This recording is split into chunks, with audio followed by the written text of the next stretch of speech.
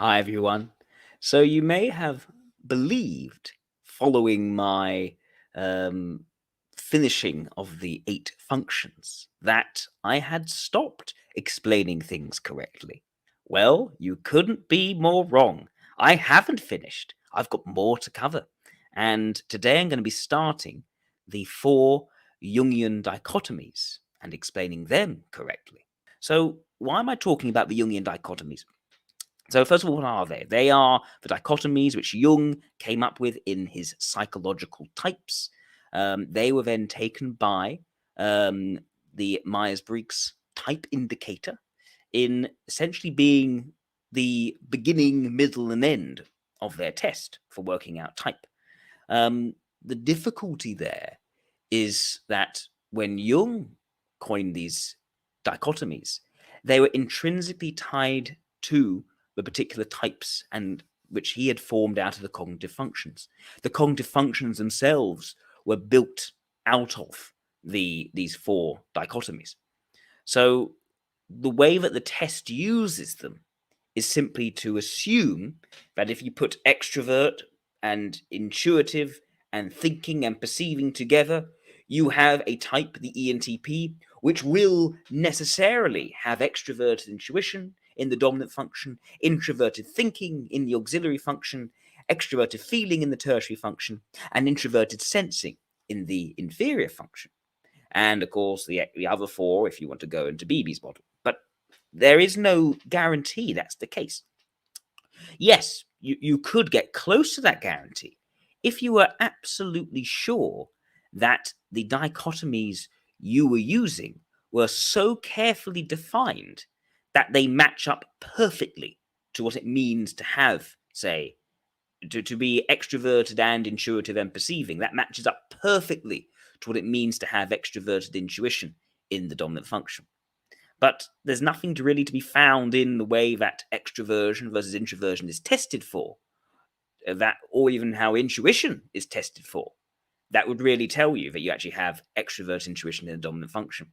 So if you take that kind of issue and you spread that out across the 16 types, you're going to get a whole load of mistypes. And we do.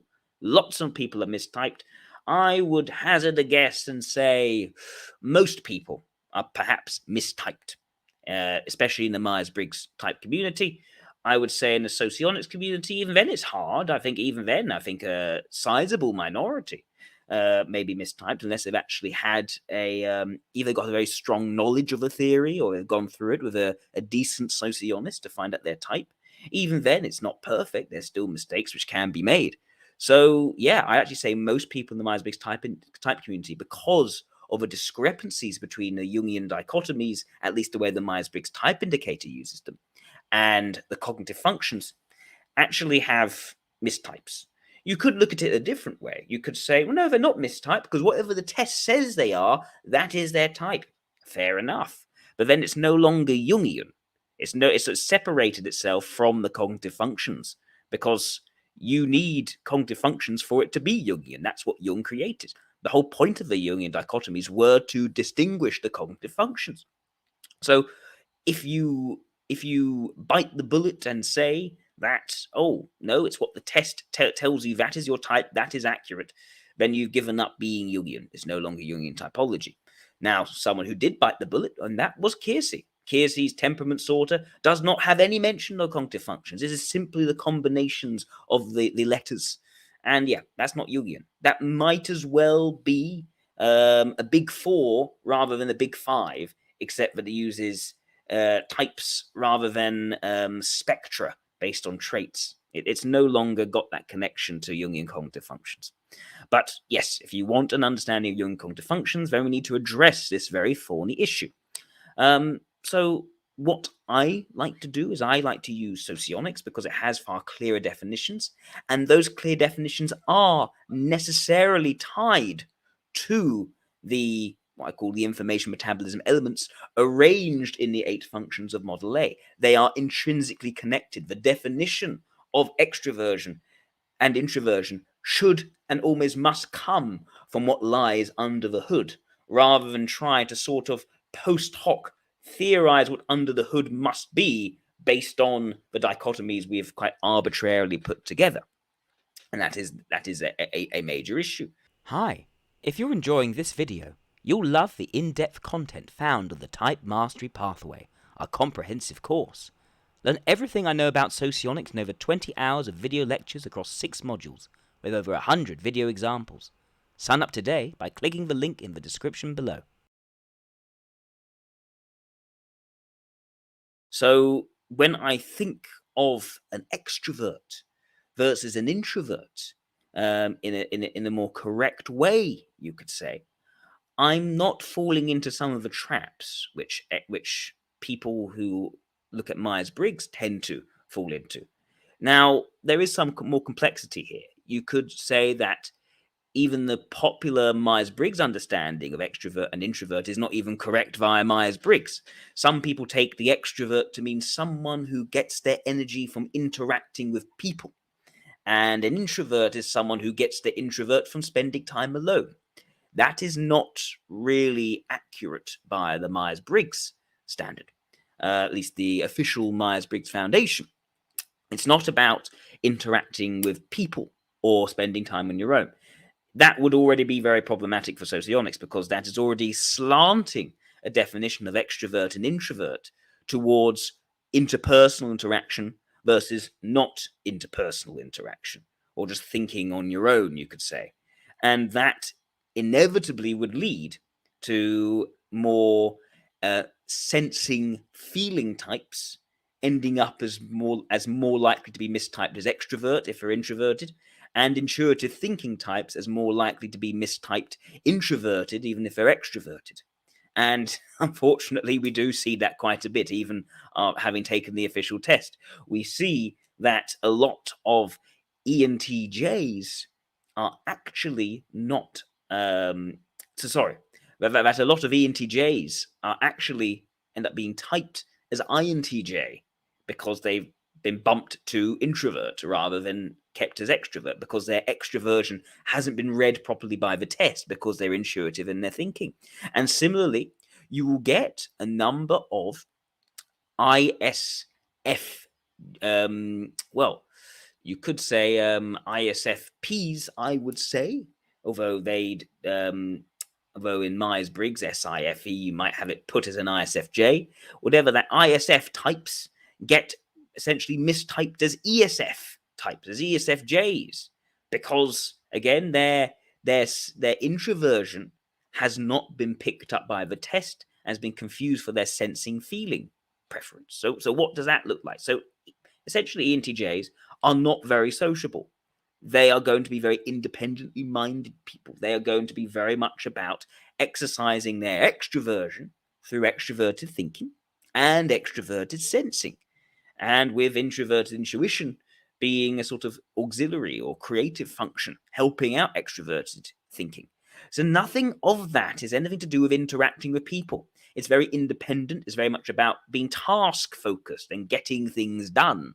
So there's nothing there that would really lead to someone scoring as an extrovert. In fact, you ask them, I'd like to go to parties. An ENTJ will probably say, no, I don't like to go to parties. Make me an introvert. That's one of the key problems.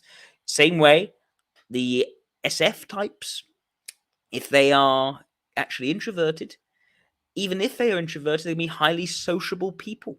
They're going to want to spend time with others. They learn by interacting with others. Social interaction in the moment, interpersonal, is how they learn. It's where they're at their strongest. So they're actually going to be very sociable people, even if they're actually relatively rather low energy people who tend to do a few things rather take on lots of different things. My wife is an example of someone who isn't particularly high energy. She is someone who likes her day-to-day comfort, sticks to a few things in general, can easily be overwhelmed by too much, right? But if she were to take a Myers-Briggs test and she did a sort of community event Myers-Briggs workshop, she came out as an extrovert because she is sociable. She's more sociable than I am. She's got a friend around right now, right? And I'm up here, not talking to her friend, right? I'm up here doing my theoretical stuff, right? So yeah, doesn't work. Really does not work. This is how you get mistypes. So no, I'm going to get you an accurate definition Well, first of all, I should say, what is the proper Myers-Briggs definition, not this sort of socializing versus not socializing? The proper definition of the Myers-Briggs Foundation is that do you get your energy, is your energy directed towards the outer world if you're an extrovert, or towards the inner world if you're an introvert? That also has problems because no one is clear in defining what the outer world is compared to the inner world. If you go to Jung, he talks about an orientation towards the object versus the subject, the self towards the thing rather than orientation towards the thing itself. But that's not exactly the same from what the Myers-Briggs says about the outer world versus the inner world. And if you're testing based off the outer world versus the inner world rather than object versus subject orientation, then again, you're going to be disconnected from the cognitive functions as Jung described them. So it's all a bit of a mess, really. And I'd like to see someone explain to me, for instance, why is it that an ENTP like myself would be more oriented towards the outer world rather than the inner world?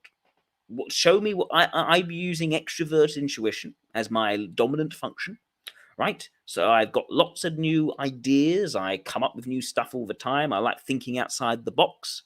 But how is that tied to the outer world?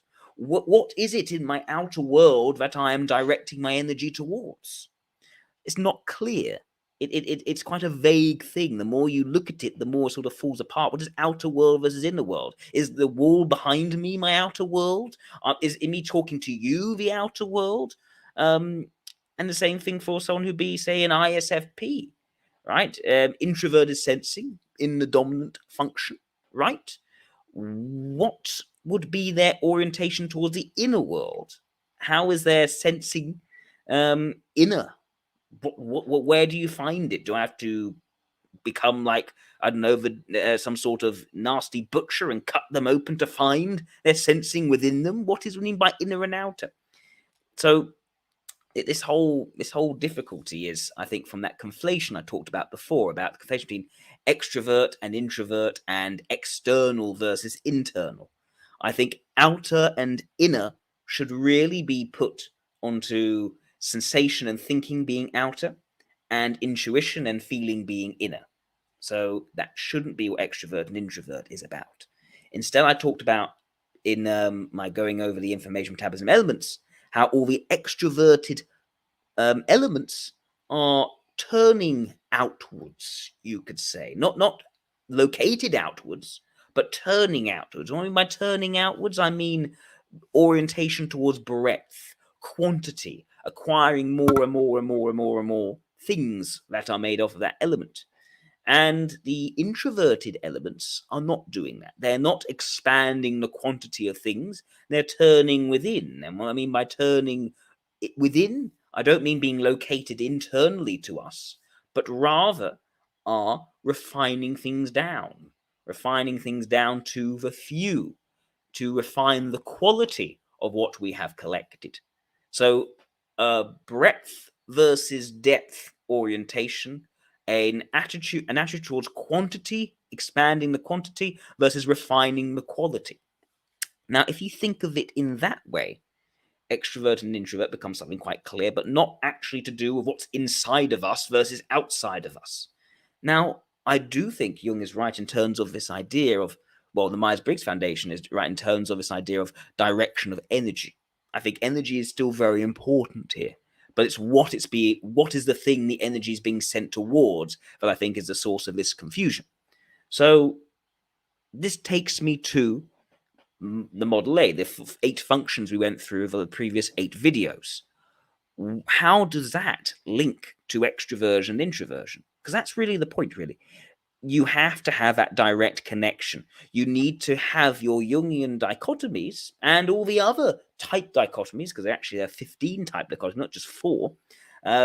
You need to have those 4 dichotomies defined very clearly based on the makeup of functions for each particular type. That is where it should come from. If it doesn't come from there, you've got 2 different potentially contradicting systems, not the same integrated system. So what is that definition then? Well, let's look again at our wonderfully drawn board of well, more like a paper page of the functions. Now, the idea is that the placement of the elements, the extrovert intuition, extroverted sensing, whatever it is, into these 8 functions should therefore, in the right combination, create either an extrovert or an introvert. So, what is that combination? Well, the combination should be where the extroverted elements, so we're talking about extroverted thinking, which is pragmatism, extroverted sensing, which is force, extroverted intuition, which is ideas, and extroverted ethics, which is emotions, right? They should all go into those functions, which I would say are obvious rather than subtle. So, what are obvious functions? Which one of these 8 are the obvious ones? Well, we know that the leading one is going to be obvious. That kind of makes sense. The dominant function, the big one, that's going to be obviously the obvious one. It's going to show up the most. But it's not just the leading function. Don't just look at it in terms of a leading function. You've got to also look at it in terms of the demonstrator function. That is also obvious. You've also got the role function. That is obvious. And you've got the mobilizing function, number 6. That is also going to be obvious, right? And the other ones, the creative or auxiliary, you could call it, the vulnerable or the blind spot or the trickster, the suggestive or inferior, and the ignoring or the oppositional, these are all going to be subtle, not obvious, right? So what does it mean to be obvious? What does it mean to be subtle? So these functions which are obvious, they have more energy diverted towards them. They have a high flow of energy, which means they become obvious because they're essentially shining brighter, you could say, in the personality. I'm speaking very figuratively. It does not really have more lumens. It's that when you see someone in their behavior, how they're interacting, the obvious functions are going to be showing up more clearly. They are going to be more readily doing those things. This has nothing to do with how strong they are at doing it, just that there's more energy being applied towards it. You could have perhaps too much energy for your competence, and so you do too much and you actually fall flat on your face. Similarly, you could be very good at something and have actually rather little energy just sent towards it. So you're more sort of minimalist or adaptive or reactive in how you use it rather than utilizing it all the time. So that's the idea of energy. It should overall lead to the extroverted elements. If you are an extrovert, which means your extroverted elements are in your obvious functions, it should lead to them showing up more. If you're an introvert, all your introverted elements are going to be in your subtle functions. If you're an introvert, all your introverted elements are going to be in your obvious functions, and your extroverted elements are going to be in your subtle functions. So suddenly the introverted ones, so laws, introverted logic, telos, introverted intuition, senses, introverted sensing, and relations, introverted ethics, those are the ones which are going to be now showing up more with brighter lumens, you could say, and more obviously in the type. So what does that look like? Well, the idea is that because you've got 4 different things shining more brightly, figuratively speaking, and another 4 shining less brightly, figuratively speaking, that leads to a lot of variation. It's very hard to really pin down very key specific traits which are common for 8 different extroverted types that are different to 8 different introverted types. It's not actually very useful to put together a questionnaire that then tries to test you based on you showing these said traits which are supposedly common to 8 and not common to the other 8. This is why I don't like these dichotomy tests. I think they are a recipe for failure. But if we are going to articulate something in common with all 8, when we can, it's just going to be very abstracted because it needs to sit across 8 very, very different types, from an ENTP to an ESFJ or an ESFP. Very, very different. So what are these similarities? What comes out of having extroverted elements in obvious functions and introverted elements in subtle functions? And how is that different from having introverted elements in obvious functions and extroverted elements in subtle functions? Well, as I said before, extraversion is about expanding the quantity rather than refining the quality. So what you'd expect is that the extroverts should have more energy move towards expanding the quantity and less energy towards refining the quality overall. And you'll find with introverts, it's the other way around. More of their energy is towards refining the quality, less of it towards expanding the quantity. And sure, they'll be able to do both. That it's not as if they can't. This is why it's not clear cut. But rather, when you see it in aggregate, you'll find that there's an overall lesser use of the introvertedness by the extroverts and a lesser use of the extrovertedness by the introverts. And you'll see that particularly where something is low energy, so it is subtle, but it's also weak. And that takes us back here, and you'll see the suggestive function, but also the vulnerable function. These are both weak, but so are the role in mobilizing. What makes the suggestive and vulnerable, or you could say the inferior and the trickster, right? What makes them more absent? It's that they have lower energy, whereas the mobilizing and role actually quite high energy despite being weak. So that means that if you have something which is low energy and it's weak, you're using it hardly any at all. It's basically continuously on the dimmer switch. Low, low energy being ascribed towards it. You basically don't see that being used. These are the absences you're going to see in the type. So when you look at the type, you'll find that they may be using their strong, if they're extroverted, they may be using their stronger introverted parts situationally. For instance, I use quite a bit of introverted thinking. It's quite clear from me doing this whole series. But what I'm not showing is much introverted sensing and introverted feeling. Those are going to be my distinct absences, even while I use quite a bit more of my extroverted sensing and my extroverted feeling, despite being an ENTP. So that is kind of what you'll see, is that in aggregate, there'll be less introversion in the extrovert and less extroversion in the introvert because of these two missing components, you could say, because they're both weak and they're also subtle. So yeah, that is the idea. And overall, what can you see in certain behaviors? This means that overall, in aggregate, the extroverts are going to be starting more things up. They're going to be getting more things going.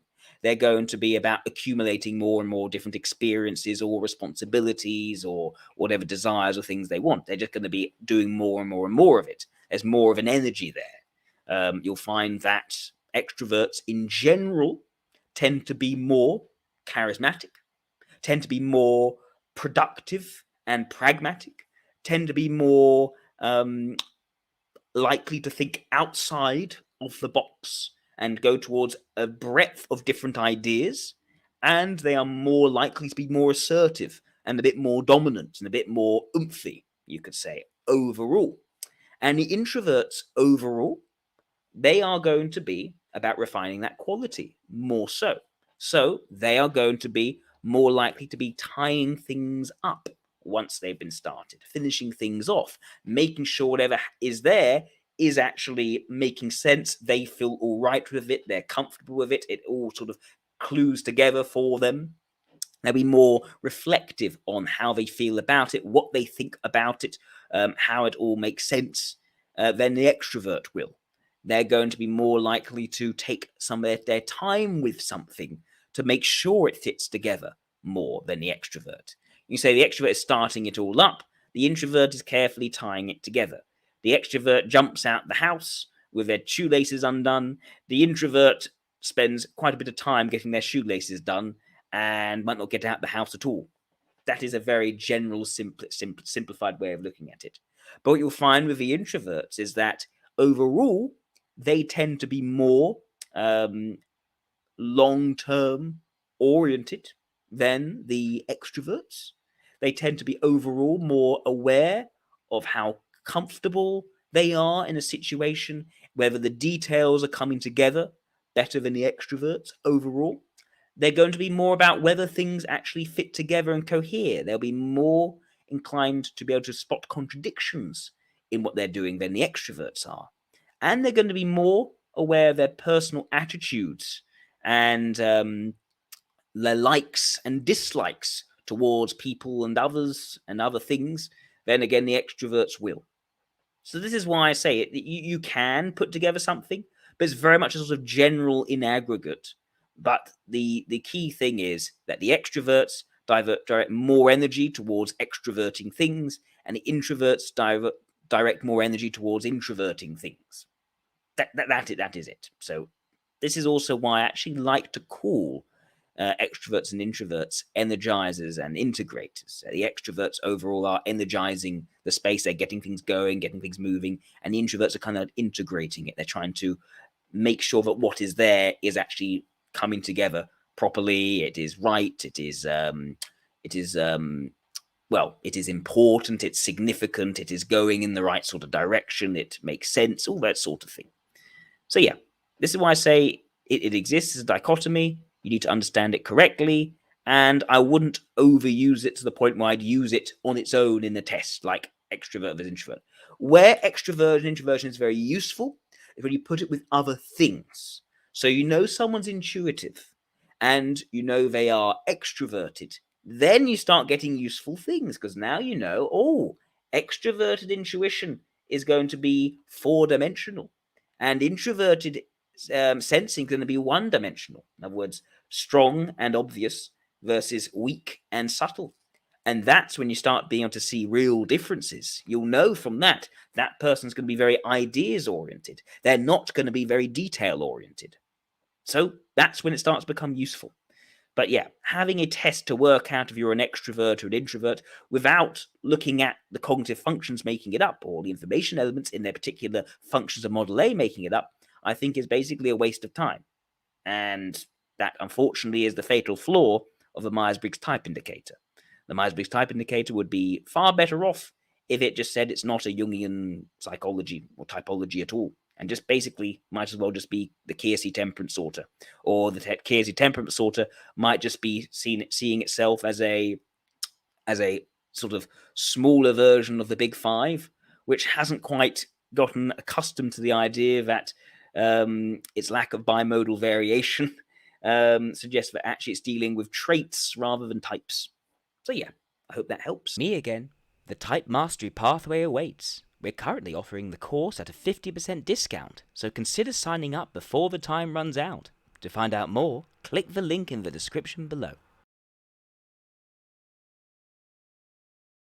I'm now going to describe the second one, which is sensor versus intuitor, comprising the S versus the N. The reason they choose an N is that they already had the I used for introvert, so they take the second letter, the N, and make that the big letter, the capital letter. So S versus N.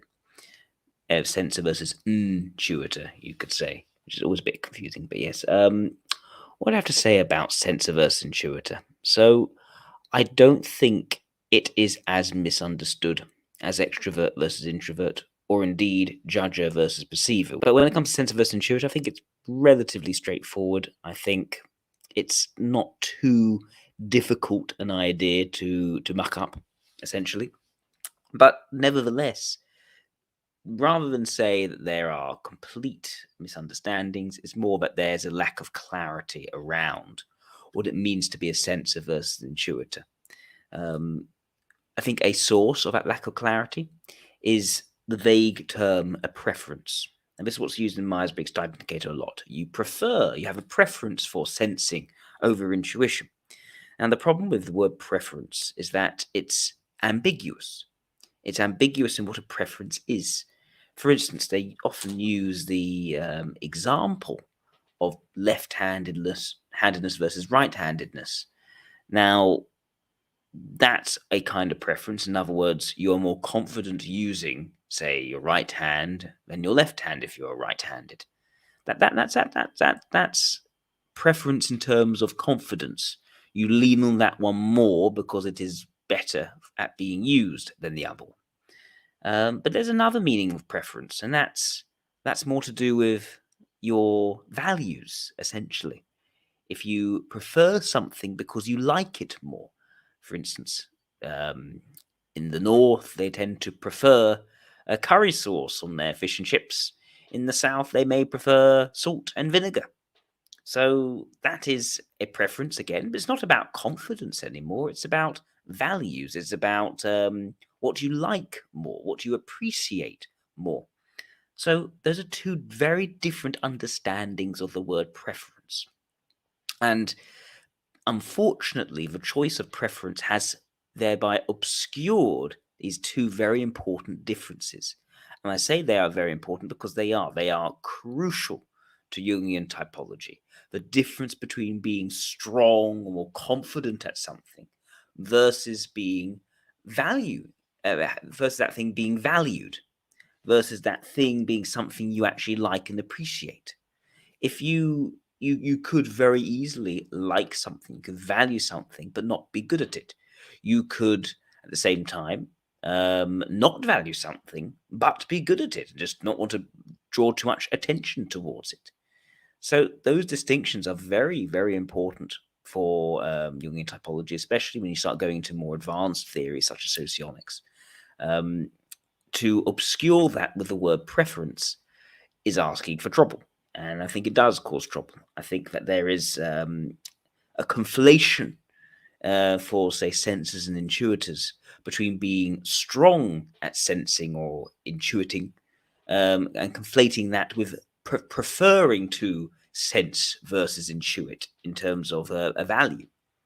And yeah, that also causes people who are sensors to be almost lumped together in terms of their values when actually they could have very different values. They may actually, some sensors may share some values with intuitors and vice versa, depending on what kinds of intuitors we're talking about.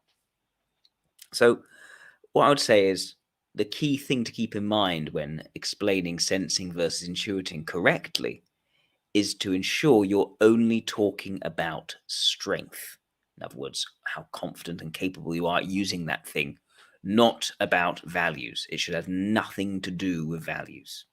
That's the very important thing to consider, which means, for instance, you get people saying, oh, sensors don't like deep conversations.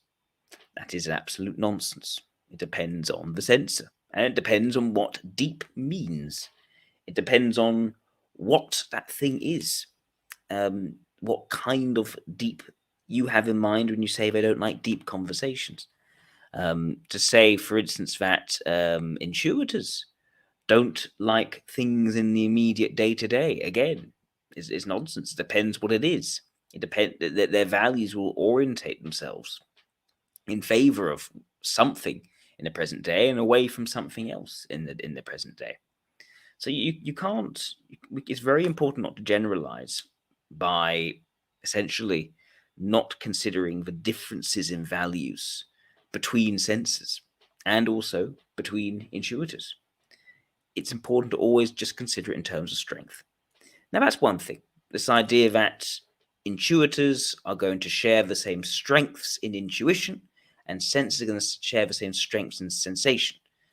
Now, it's also worth keeping in mind that as well as that similarity in strength, you can also have variation depending on the type in terms of the kind of other thing they are developing. So let's say, let me explain that a bit more. Let me unpack that a bit more. So let's say you have sensors versus intuitors. What can we say about sensors in general?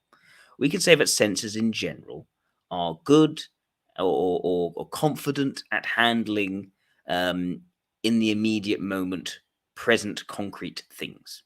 They are more likely to be able to see details. They're more confident at working with real concrete things. They tend to be both more able to be tactical in the moment, not having to think too far ahead, just acting and knowing how to act. But they also tend to be more detail aware, more logistical, more able to arrange and manage the day-to-day stuff. That's purely what they're able to do. It isn't necessarily what they choose to do, which is hence the values conflation with strengths can get in the way. And meanwhile, intuitors, they are going to be more confident with the abstract, with with ideas, with possibilities, with a sense of what could happen later down the line in terms of time, or what may have happened going back into the past, as long as it's not something which they've seen themselves. Intuitors will tend to have more of an advantage in terms of being able to imagine what that's likely to have been like. So really the main thing is sensors are most confident at perceptions that are right here, right now, and managing those perceptions. And intuitors are going to be most confident at managing anything which is not right here or right now, but rather could be far off in the future, or could be a completely alternative possibility to what we actually have in front of ourselves. So that's really the idea, that intuitors are more in their heads imagining things. And don't confuse that with introversion. That's the one thing. Intuition tends to twist things towards introversion, because suddenly by being in your head, you're being introverted. You're not being introverted. You're just detaching from the day-to-day environment around you. And by being sensing, it makes you more engaging with the physical real world. That doesn't make you more extroverted, although it tends to lead to more extroverted results in MBTI tests, which is a problem with the test, I would say. Yes, no, you're more active, you're more engaging, because you actually you are working with real concrete physical things. So that's what I say intuitors have in common, and what sensors in contrast have in common. So now what I would say, let me take this point about how sensors can grow into certain kinds of intuition, and intuitors can grow into certain kinds of sensation. This is where you need to factor in extraversion versus introversion. So you could say quite forcefully that sensors cannot be strategic. This is wrong. It depends on the sensor. Some sensors can be very far-sighted and strategic, because they would have developed their introverted intuition, because they're introverted. Those who are introverted and sensory should have the ability to access that kind of intuition. They should just struggle to access the other kind of intuition, the more breadth, out of the box ideas, lots of different possibilities kind of intuition. In contrast, the extroverted sensors, those are the ones who should struggle with thinking strategically in the long term. They are going to, however, be more capable of growing into that breadth-oriented, many different ideas, brainstorming approach to intuition. And if you flip it around, right, it comes to intuitors, right? Intuitors, where they're extroverted, they're going to be more able to be more assertive and direct in the physical moment, in the immediate present physical moment, I should say. Whereas introverted and intuitive types, they're going to be more able to grasp day-to-day details and maintain those. And of course, the sacrifice is that the extroverted intuitive types are going to struggle most of the details, and the introverted intuitive types are going to struggle the most with in-the-moment assertiveness and direct action taking without having to think it all through. So yeah, those are some of the differences between intuitors and the differences between sensors, which is why you can't really generalize across. As soon as you start to factor in growth, suddenly you end up with a difficult situation where intuitors can start testing as sensors, and sensors can start testing as intuitors, because they've actually grown into that part which you've said is going to be not preferred. Well, actually, that thing is very much preferred by them. It's just not naturally strong. They've grown into it. And now, if it's there, what we call the mobilizing function, or the tertiary function in Myers Briggs speak, that is actually going to be pushed a lot, basically almost as much as your leading function, your dominant function. So you can't really say it's not preferred. It's just not naturally strong.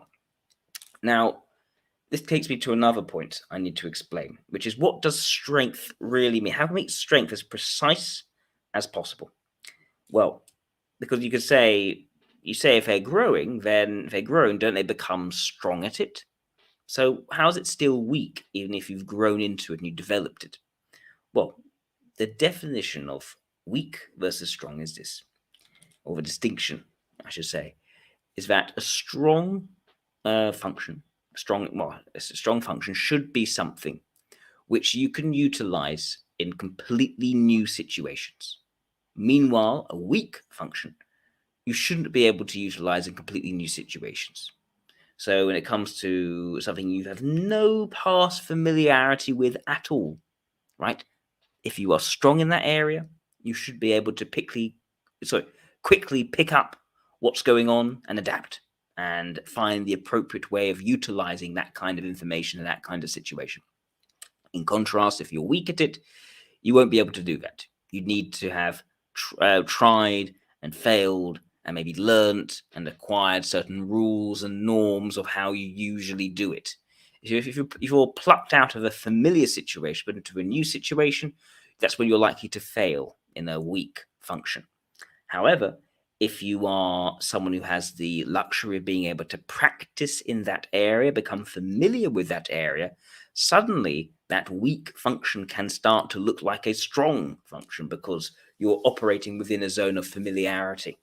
It's the key difference is when you take someone out of that familiarity. If it's weak, it should fail. If it's strong, it should remain strong. It should remain able to manage. And yeah, there are certain differences there if the function is also if the element in that function is opposite to your vertness, you could say. If you're an extroverted type and you're using an introverted element that's also weak, you're going to be less able to build that sense of familiarity. Whereas if you are someone for whom the vertness matches, let's say you're an ENTP and you're engaging with extroverted sensing, right? The vertness matches extroversion, then you should be able to build that zone of familiarity over time. You've been around the block in that area. You understand how it's used in certain situations. You'll be able to use it rather well. You could even look like it's strong in certain situations. But if you're then using introverted sensing, that's where the vertness doesn't match. That's where you're going to find you don't quite find the confidence to actually build that zone of familiarity. So you're sort of consistently weak at it in that sense. So there's a lot of nuance here.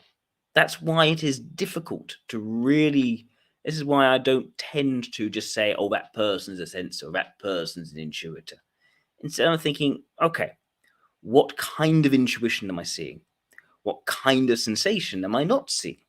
As the example, if someone is very clearly, very deeply reflective, and they're not very physically active as a result, they're not very direct, they're not very action oriented. I skip the intuitive versus sensor. I go straight to this is introverted intuition as the main focus, and extroverted sensing is the deficit. That's how I find it far more useful to understand these types. So yeah, I hope that was helpful. I think some other things I should say. This isn't said by the official Myers Briggs at all, but there's a sort of idea that sensors are stupid. It's not true. There is, I would say, a great deal of value that sensors bring. If the world were to end tomorrow, I said, well, if society were to crumble, the sensors would be the ones who survive, not the intuitors. Intuitors are only able to manage, I would say, and even be advantaged in a civilization where you're actually rewarded for thinking far ahead, where you can place trust in the long term because you've got a stable system with trust in finance, with all sorts of different parts coming together to allow you to be strategic. As soon as that goes, as soon as it becomes a situation of man plans, God laughs, the sensors are going to thrive. And yeah, instead, it's incredibly important to think, what do sensors do which intuitors can't do?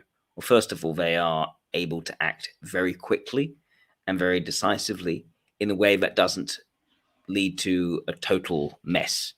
They don't tend to essentially mismanage their day-to-day affairs. They tend to be aware of what's going on around them. They are, I would say, perhaps far less likely to have car crashes. I had a car crash quite recently. So it's the sort of thing where sensors are far better at managing the day-to-day in immediate physical space around them. They're far better at that They aren't naturally as strategic, but some can be very strategic, especially introverted ones when they develop their introverted intuition. But the point is, they have a far more practical intelligence, and that practical intelligence tends to actually come in handy a lot. Meanwhile, the intuitors, well, their advantages. Well, as I said, they are more imaginative. They are more able to think outside the box. They're more able to visualize something far further down the line than we are, where we're actually currently making decisions on what we need to be doing. So that is that certainly is a very good skill, very good strength to have in certain situations. In most situations, it's probably better to actually be the sensor. So yeah, it's not. There's this idea that the sensors are just sort of the more common types. They're the more stupid ones. They are the conforming ones. It's that's really not the idea of a point. Some of the most impactful people in the world have been sensors, especially the extroverted sensing ones, because they act, they jump forwards, and they actually get the prize before you've even been able to think about what you're going to do. So yeah, I'd say that sensors can be very powerful indeed, and very smart in a way which is more concrete and more immediately applicable. So yeah, that's what I'd say. And also this idea of intuitors being amazingly special and gifted people. Okay, their insights, their ability to read where things are likely to go. Yeah, sure, that can be a great gift. But what's often missed out in Myers Briggs is how incompetent intuitors can also be, how they can mismanage themselves and be a total mess. Depends on the intuitor, depends on their growth and their sensing, but it's a very important point to keep in mind, which is often I think is missed out.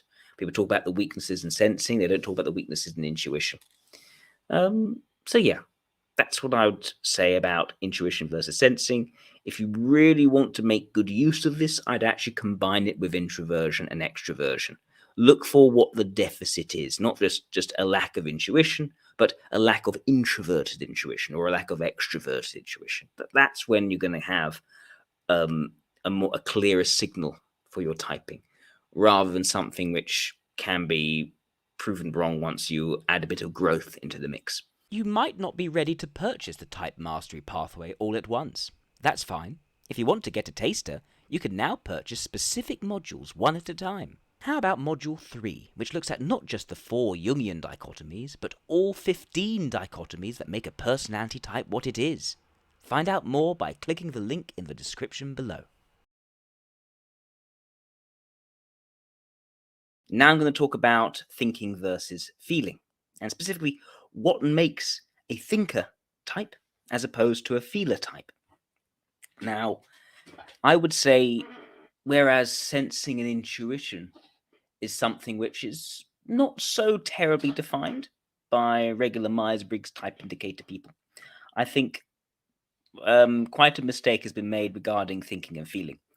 So I'm going to go into that in a bit more depth. But first, let me tell you what I would say thinking and feeling is really about. So, to be a thinking type, you need to be someone for whom both thinking elements, so that's extroverted thinking and introverted thinking, are strong, which means that if you are placed into any new unfamiliar situation that requires the use of thinking, in other words, detached, impersonal information, or rather judgments to be made. So, in other words, analyzing what is logically correct, what is most efficient, taking in and picking out the most relevant factual data to apply to a situation, anything in that nature. Right? To be a thinker, you need to be someone who is going to be able to quite quickly get to grips with that in an unfamiliar setting.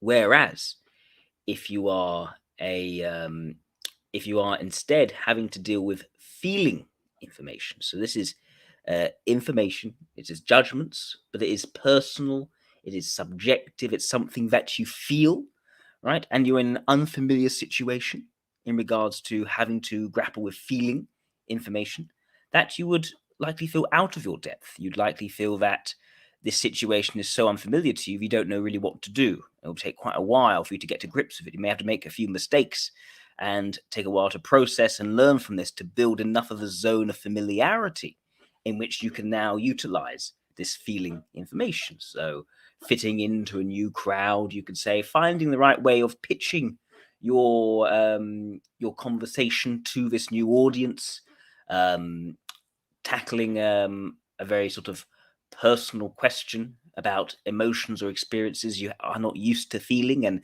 conveying that in a very sort of sincere and relatable way. Identifying from a completely new type of person whether you feel right about that person or not, and how close you want to be to them. How confident are you in making that assessment of their character? These kinds of very personal, subjective values. You would find that a thinker, they would struggle in if it is unfamiliar to them. And this is again the point: unfamiliarity, because it's too simplistic to say that feelers can't do thinking and thinkers can't do feeling. That is wrong. They can, but it takes a while for them to get used to it in new situations. The whole point of human beings is that they learn, they grow, they develop over time. So you start off with your natural strengths, the things you can get to grips with very quickly. But then you start to learn things which are not your natural strengths. You have to practice, you have to work hard at them. This is the other side, you could say. If you are a thinker, the other side is feeling. Now, to work out if you're a feeler, you flip it around. So a feeler should be someone who is able to very capably orientate themselves in new personal, subjective information, judgments in this area, how they feel towards others, orientating themselves in a new social environment, the mood, whatever that is. They should be able to orientate themselves very well, confidently in this area. Meanwhile, feelers will, in an unfamiliar situation, experience more difficulty when it comes to thinking. So whether that is, again, knowing how to best apply factual information in the most useful and productive way, how to quickly find the solution which works best, how to pick out what makes sense and what doesn't make sense in a certain ideology or argument or structure, and to quickly systemize that and make sense of that when new information is coming in. Feelers are going to struggle with that in unfamiliar situations. But again, if they build familiarity, they should be all right. If a feeler is used to a certain field, let's say they have become a medical doctor and they're well practiced in their zone of expertise, there's no reason why they can't do all the thinking things that a thinker can. It's just that when something completely new comes along and they find themselves out of their depth, well, that's because the area of thinking which is being challenged there is unfamiliar to them. They haven't built their zone of familiarity that far. And vice versa, you'll find that some thinkers can be very sort of likable, charismatic, sincere people who can build and maintain good relationships, perhaps, except that in certain situations, suddenly they find that that style of coming across no longer comes across sincerely or well, or is misjudged to the situation. That sort of thing, which should happen when they're in an unfamiliar situation. So that is what I would say is the key difference between a feeler and thinker. This inability to adapt to unfamiliar situations that play on that particular part of either thinking or feeling. And if they can adapt, if it's in the thinking zone, they are a thinker. If they can adapt, if it's in the feeling zone, they are a feeler. Now, what I would also say is this: there should be some aspects, depending on whether you're extroverted in thinking or introverted in thinking, extroverted in feeling, introverted in feeling. So there'll be some aspects which you probably won't be able to as readily learn and acquire that zone of familiarity in. What do I mean by that? Well, let's say you are an extroverted thinker, right? And I say extroverted thinker, I don't mean necessarily an extroverted thinking dom or leading type. I mean a type who is extroverted and is also thinking in purely Jungian dichotomy terms, right? So that could be an ENTP, it could be an ESTJ, whatever. Now, if you're someone like that, then you would expect that while you can build up a zone of familiarity in extroverted feeling spaces, you could be quite charismatic. when you are used to this environment, you found certain ways of coming across which work to mobilize a room, which come across well. You may find that introverted feeling, so matters to do with your close personal relationships, managing intimacy and closeness with each individual person and knowing confidently how close you should get to each person and maintaining that should be far more difficult, and you'll be far less able to build your zone of familiarity in that zone. It might be, if it's not even valued, a complete zone of blindness, say an ENTP. Now, similarly, if you are an I and an introverted and thinking type, right, you should be able to build a zone of familiarity over time with familiar sorts of relationships with people and know how to maintain those relatively well.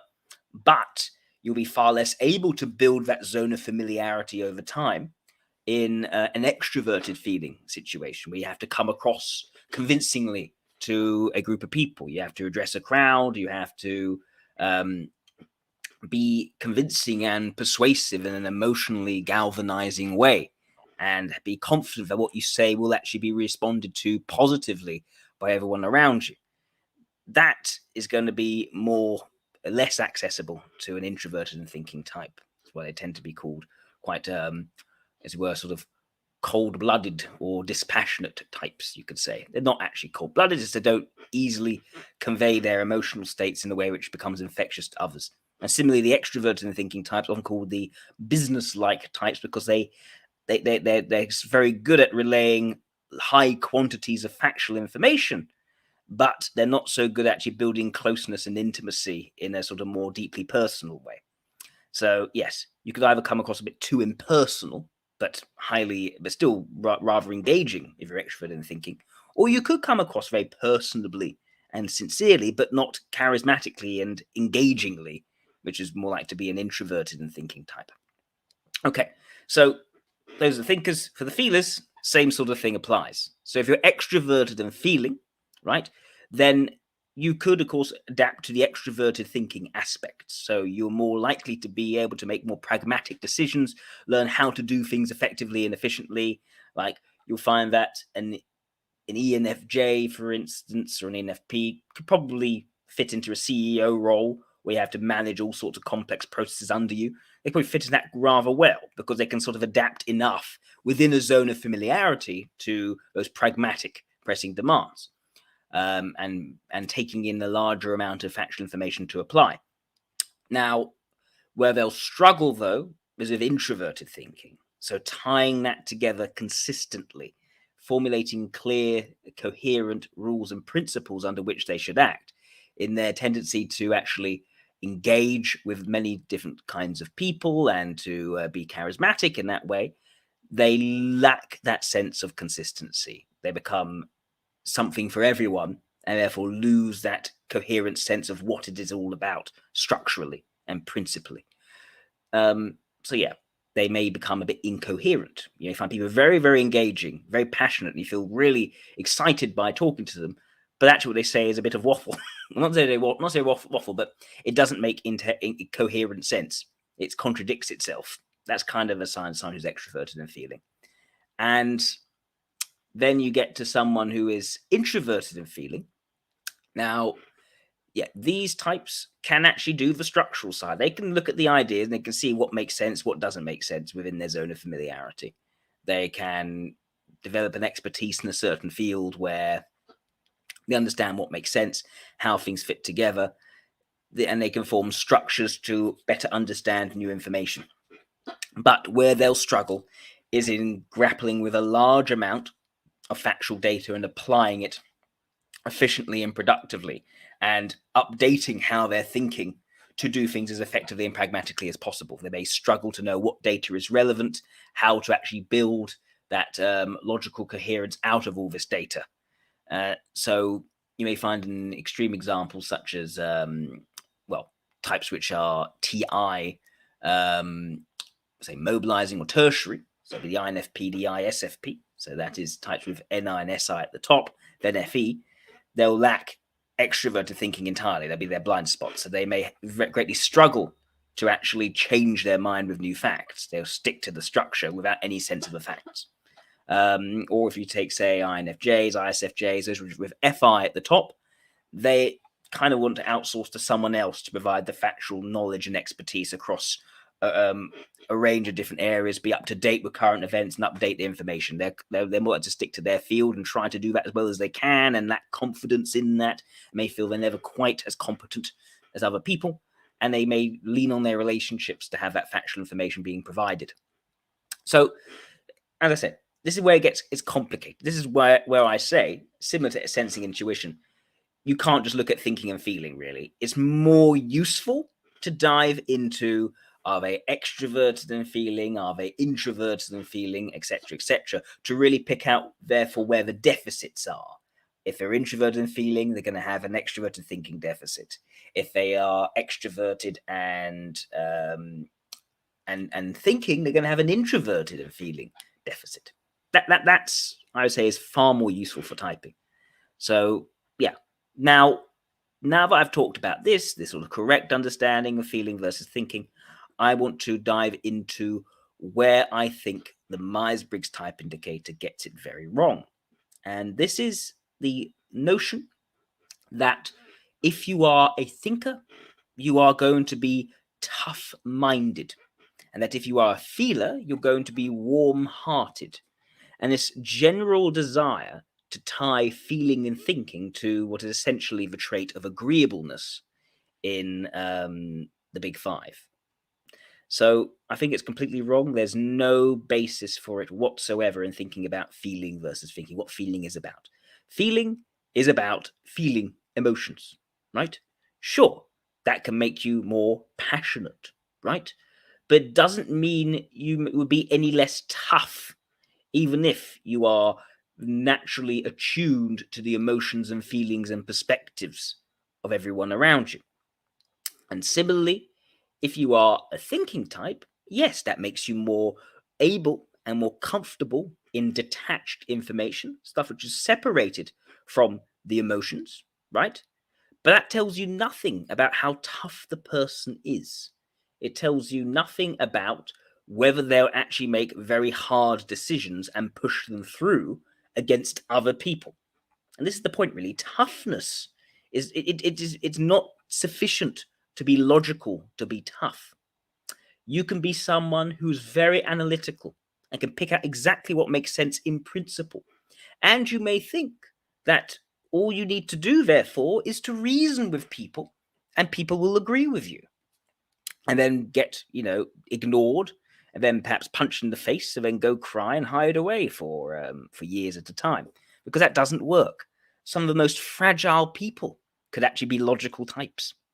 And I would even say that there's some logical types who, because they lack confidence in feeling, especially extroverted feeling, I'm speaking more of, say, the INTJs, I mean TI up at the top, in the correct understanding, not the incorrect Myers-Briggs understanding, right? So TI and NE, this is the type which often is so insecure about extroverted feeling because it's not strong, but it's still valued, that actually they fear negative reactions in people so much they don't even go out and engage enough. They may hide away. They may have avoidant personality characteristics. So you cannot call someone like this tough-minded. It makes absolutely no sense to call them tough-minded. The toughness, right? Toughness itself is not about detachedness.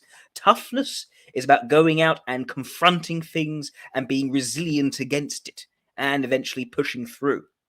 A tough person can weather things. Even if they feel them, they can still weather them. Being desensitized from the interpersonal sphere does not necessarily make you tough. In fact, if you are desensitized, but you also are worried about it because you're desensitized, you're worried about the effects of it, even though you can't pick up on it enough to actually navigate it, that can actually make you a very vulnerable character. Hence, as I described about the INTJ, TI and E, I mean. So that doesn't work. So in the same way, right, you could take an ESFP. Now, an ESFP leads with extroverted sensing. Now, if you've been listening to my other videos of Jungian type explained correctly, I talk about extroverted sensing as being very much about toughness, because it is that primal, dominating physicality and volitionality on the physical real world to push out, to have an impact. So the ESFP is very tough.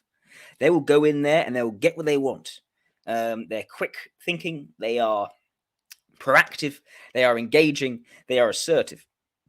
But they're also feelers.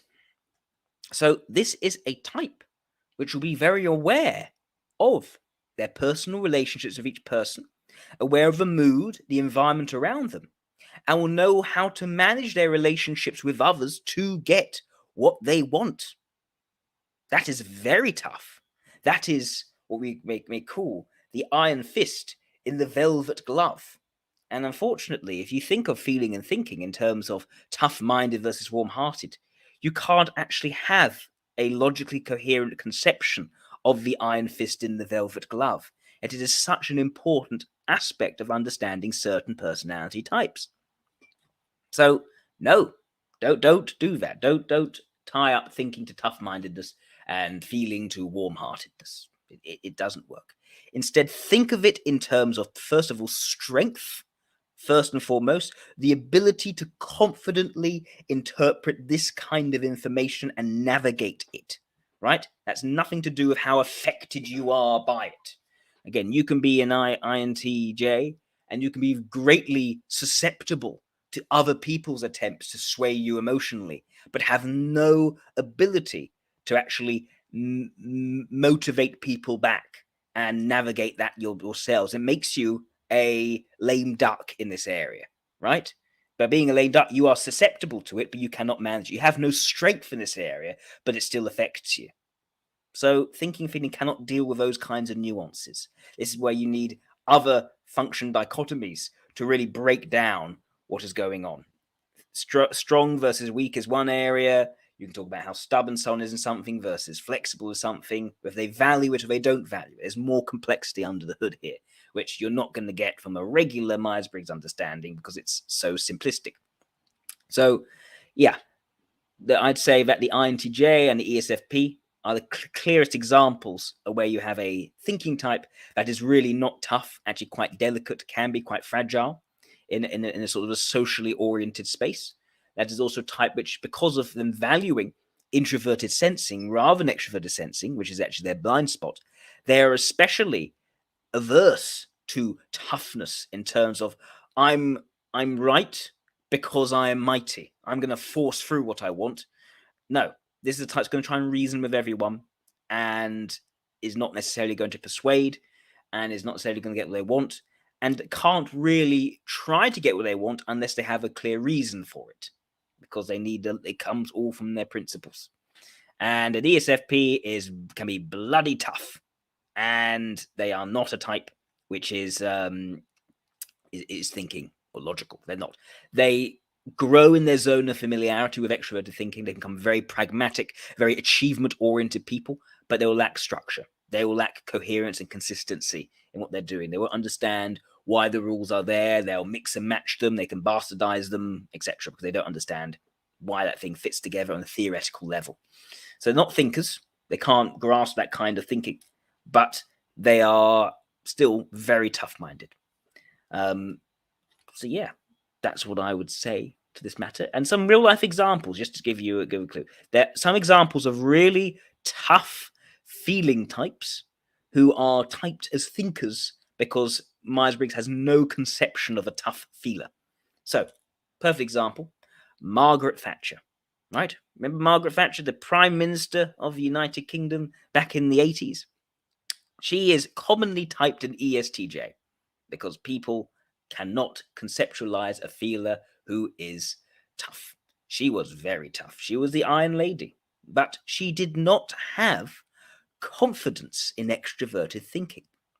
She was very, she was quite conservative, not conservative in terms of political. She was conservative politically as well, but she was conservative in how far to embrace a neoliberal agenda. She eventually did, but only because of her advisors, and she tried it very gently and carefully, and when it started to seem right, then she went more into it. But then she didn't know when to actually stop in what she was doing with, say, the poll tax and other problems. She relied a lot on her advisors, people who are very factually competent around her. She lent on them a lot. She valued their knowledge and expertise. She was happy not being the smartest person in the room in terms of the factual applicability of things. She was, what her gift was really, was first of all strength of will. When she decided on something, she went on it, and she did not brook any opposition. She was very single-minded. Once she had decided on something, that is because she had very good sensation, extroverted sensation, and she had a good understanding of detail supporting that introverted sensation. She had a tendency towards that single-mindedness because her introverted intuition was a mobilizing function, a tertiary function, and she had no extroverted intuition, so she struggled with alternative perspectives. But she, in terms of her ability for making judgments, they were personal judgments.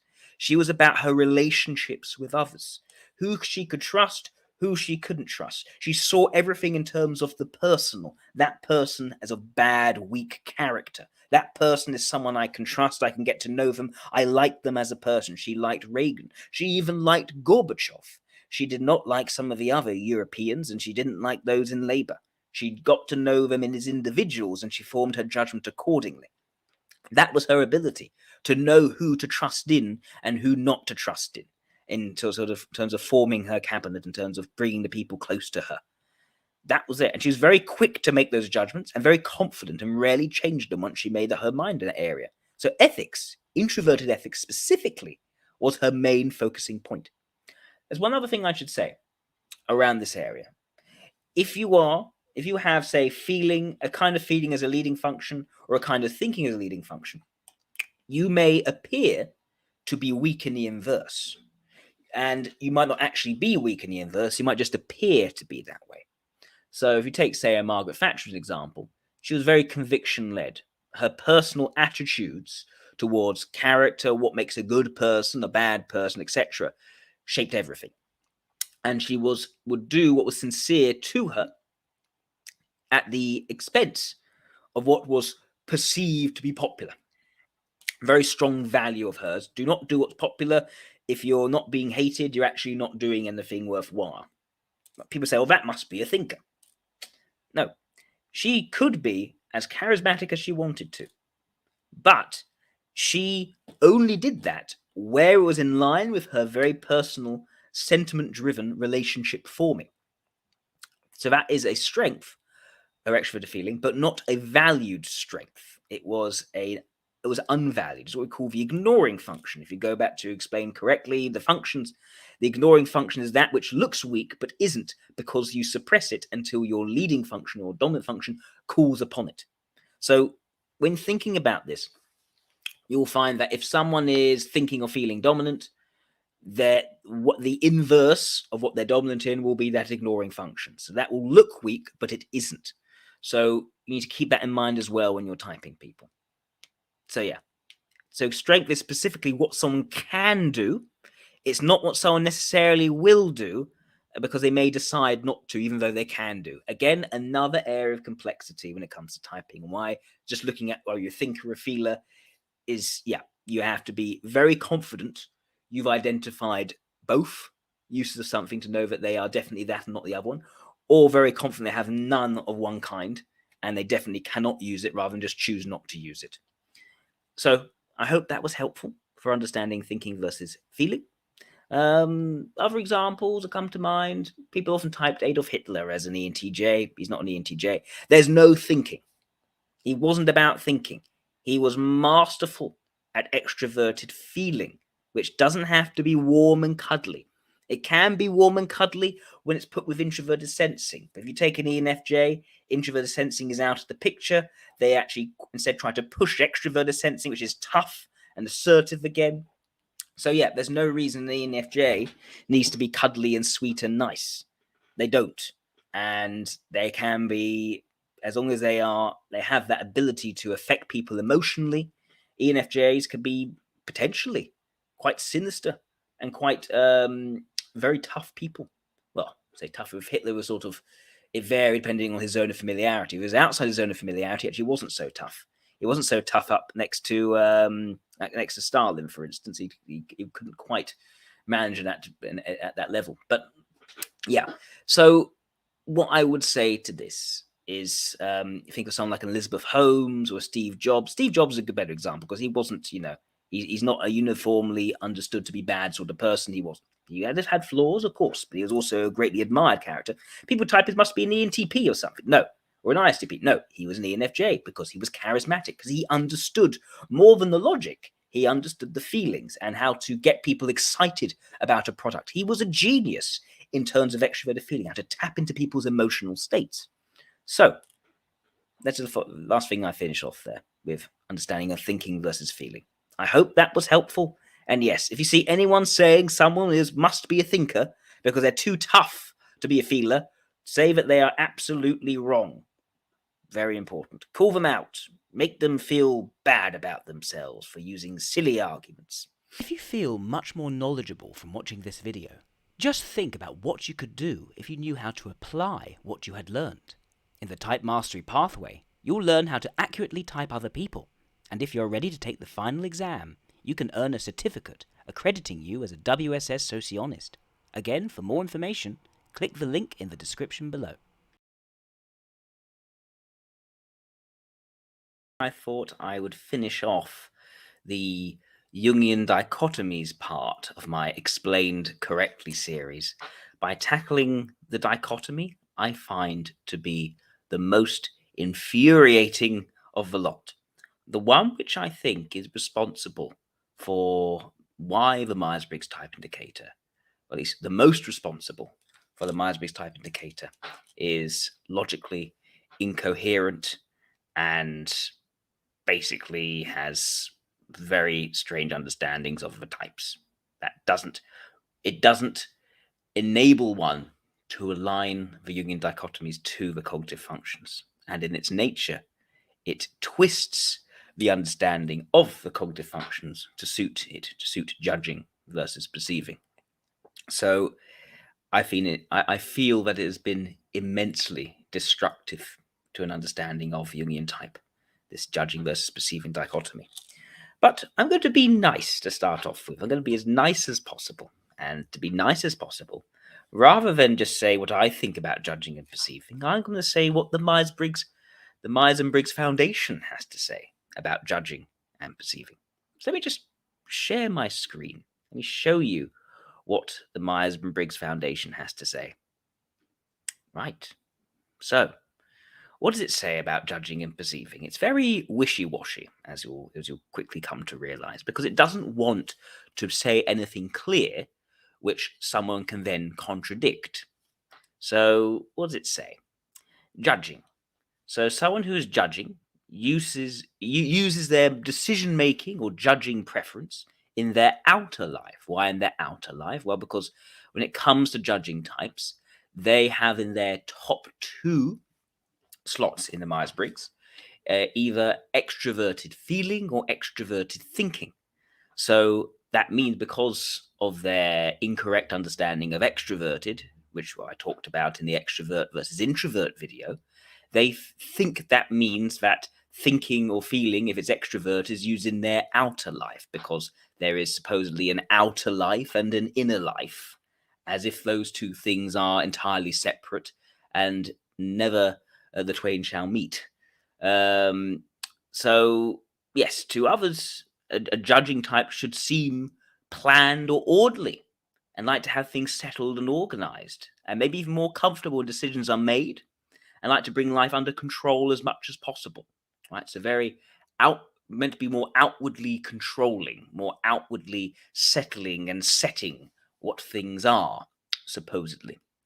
But, and here is an interesting little thing here. They say that because it only describes how a person prefers to be in the outer world, they may inside feel flexible and open to new information.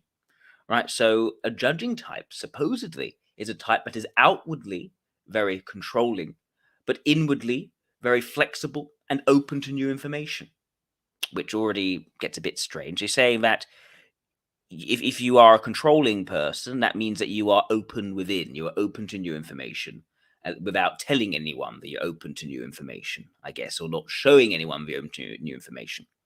It also tries to say, don't confuse judging with judgmental, because in its negative sense, they're not related, of course, because Myers Briggs is not about talking about the negative sides, only talking about the positive side. So the negative side is something else, obviously, got nothing to do with type, anything negative. So yes, the following statements are taken to apply to a judger. They're meant to have things, decided, be more task oriented, like to make lists, like to get work done before playing. There's a responsible, organized, perhaps more structured, perhaps less chaotic kind of person who just does the responsible thing, you could say. That's what they take to mean from being judging. Now, for some reason, this overall effect comes about regardless of whether the person is extroverted feeling or extroverted thinking, and as well as introverted intuition and introverted sensing. Somehow, these four very different cognitive functions, I say they're very different because extroverted thinking and extroverted feeling are opposites. They have to be opposites. If you have a four-function model, it should be obvious, because if you have a four-function model and you have extroverted feeling in your stack, you can't have extroverted thinking, which means you should not be able to take an extroverted thinking approach to life, only an extroverted feeling approach to life. Yet, despite that, both seem to lead to a planned or orderly way of life.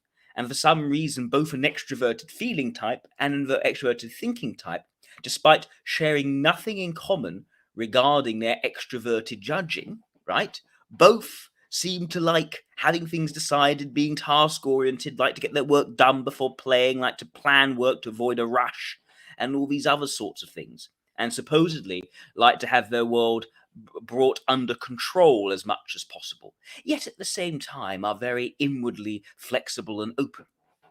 So that's what this is, the idea of a judging type. Is it making sense to people? Because it's not making sense to me. So now we have perceiving types. Perceiving types, right? Their extroverted side, suppose the part which is in the outer world, is going to be sensing or intuitive. So that suggests, according to this, someone who prefers a flexible and spontaneous way of life. So they like a flexible and spontaneous way of life, but externally, not internally, not within. Inwardly, they don't like flexibility. Outwardly, they like flexibility. For some reason, there's this sort of difference or oppositeness between how you are inside and how you are externally. It all sounds very confused again. So yes, inwardly, perceivers are supposedly very planful or decisive. So what does an inward plan look like as opposed to an outward plan? So you are someone who is supposedly in the outer world very flexible, spontaneous, take things as they come. It says here, stay open to respond to whatever happens, appear loose and casual, approach work as a mix of as play or mix of work and play. Need a deadline to work, more stimulated by a deadline. Tend to stay open to new information so long you can miss making decisions, right? To all these things. Yet inwardly, you are planful and decisive. So, in other words, are you just playing a game? Are you pretending? Is it that judges are really perceivers pretending to be judges, and perceivers are really judges pretending to be perceivers? Because that's the impression I get from reading this. Now, obviously, that's not what's really meant. That's not how people then treat the types. If you're taking this literally, people would be too confused over what judges and perceivers actually are to do anything about this. So obviously what people effectively do is they ignore what it has to say about the internal side because it is logically incoherent. It doesn't make any kind of sense. So let's put the Myers and Briggs foundation to the side, and let's talk about what people tend to think of judges and perceivers. The idea is that judges judges are sort of like a type A personality. You've heard of type A. Type A are the sort of more stressy, more controlling, need everything to be put right, otherwise they'll get stressed out. They need everything under control, right? That's a type A personality. And perceivers are seen as a more of a type B personality, lackadaisical, laid back, take things as they come, prefer to chillax, very easygoing sorts of people, not stressed out so much. That kind of idea of type A and type B is basically how people treat judging and perceiving. If you in common practice, not what the Myers and Briggs Foundation says, which is incoherent and is designed to make you think, oh, maybe I'm this, and maybe I'm that, but maybe I'm also a bit of this. Oh, that's fine, because internally you're exactly the opposite. So now, when it comes to common parlance, judges are these essentially become a bit like control freaks, and perceivers become bums, basically. I'm speaking in very exaggerated terms, of course. Now, the problem is this has nothing to do with the cognitive functions. There's and it can't, for the reason I just said before. If you are a judger, you are either extroverted feeling or extroverted thinking, and introverted intuition or introverted sensing in your top two slots, I should say, because you've got the rest below, but for some reason we ignore those other two when it comes to judging versus perceiving. So, yeah, that would mean you cannot be the other kind. You would expect, therefore, to see a stark difference in how an extroverted feeling type is judging versus an extroverted thinking type. Same way for perceivers. You would expect that someone who approaches perceiving in an extroverted sensing way would be completely different from someone who approaches perceiving in an extroverted intuitive way. Again, we don't. And here's a good example, right? Here's a good example. So you take someone who's extroverted sensing. Now, they are supposedly very open to new experiences. Often you see about extrovert sensing, they are taken to be quite hedonistic people. They like to try new things and experience all sorts of, because they're meant to be, due to perceiving, sitting on top and squishing what extrovert sensation is going to be about. Suddenly it's all about openness to experiences and wanting to throw yourself off a cliff with a bungee cable attached to your ankles. Lots of new experiences, maybe some cocaine on the side. And makes you think, okay, so are you suggesting that extroverted intuitive types are not open to new experiences? Oh, well, they're open to different kinds of experiences. Oh, okay, different kinds of experiences. Because every kind of big five measure of openness, they don't discriminate between those kinds of opennesses. They don't. And extroverted intuitive type, why would you not be interested in, okay, maybe throwing stuff off a cliff is a bit too dangerous, perhaps. Maybe it's a bit too overly thrilling. But in general, extroverted intuition not being open to some things and extroverted sensing being open to other things, it's not something which is clear-cut or really explained or shown in people's behaviors for the types. It's just sort of brushed over. And essentially, the only way of telling apart someone who's extroverted sensing versus extroverted intuitive is if they are seen as lacking depth. That's the idea. If they're exactly the same, except that one lacks depth, they're kind of just there in the present, and the extra intuitive type is exactly the same, but they're more intelligent, so they must be intuitive, and that's how it's usually decided. So it doesn't quite work. Now, if I were some sorts of people will say to you, oh, well, I say this, the Jungian type purists who believe in the four function model, when I say to them, well, you just talked about being open to experiences as extroverted sensing. So what happens when an extroverted intuitive type is open to experiences? What happens then? So they'll say, oh, well, what they're doing, they're not using extroverted sensing. They're not doing, their openness to experiences not through extroverted sensing. It's by taking their extroverted intuition and combining it with introverted sensing to get something which looks like extroverted sensing, but isn't really.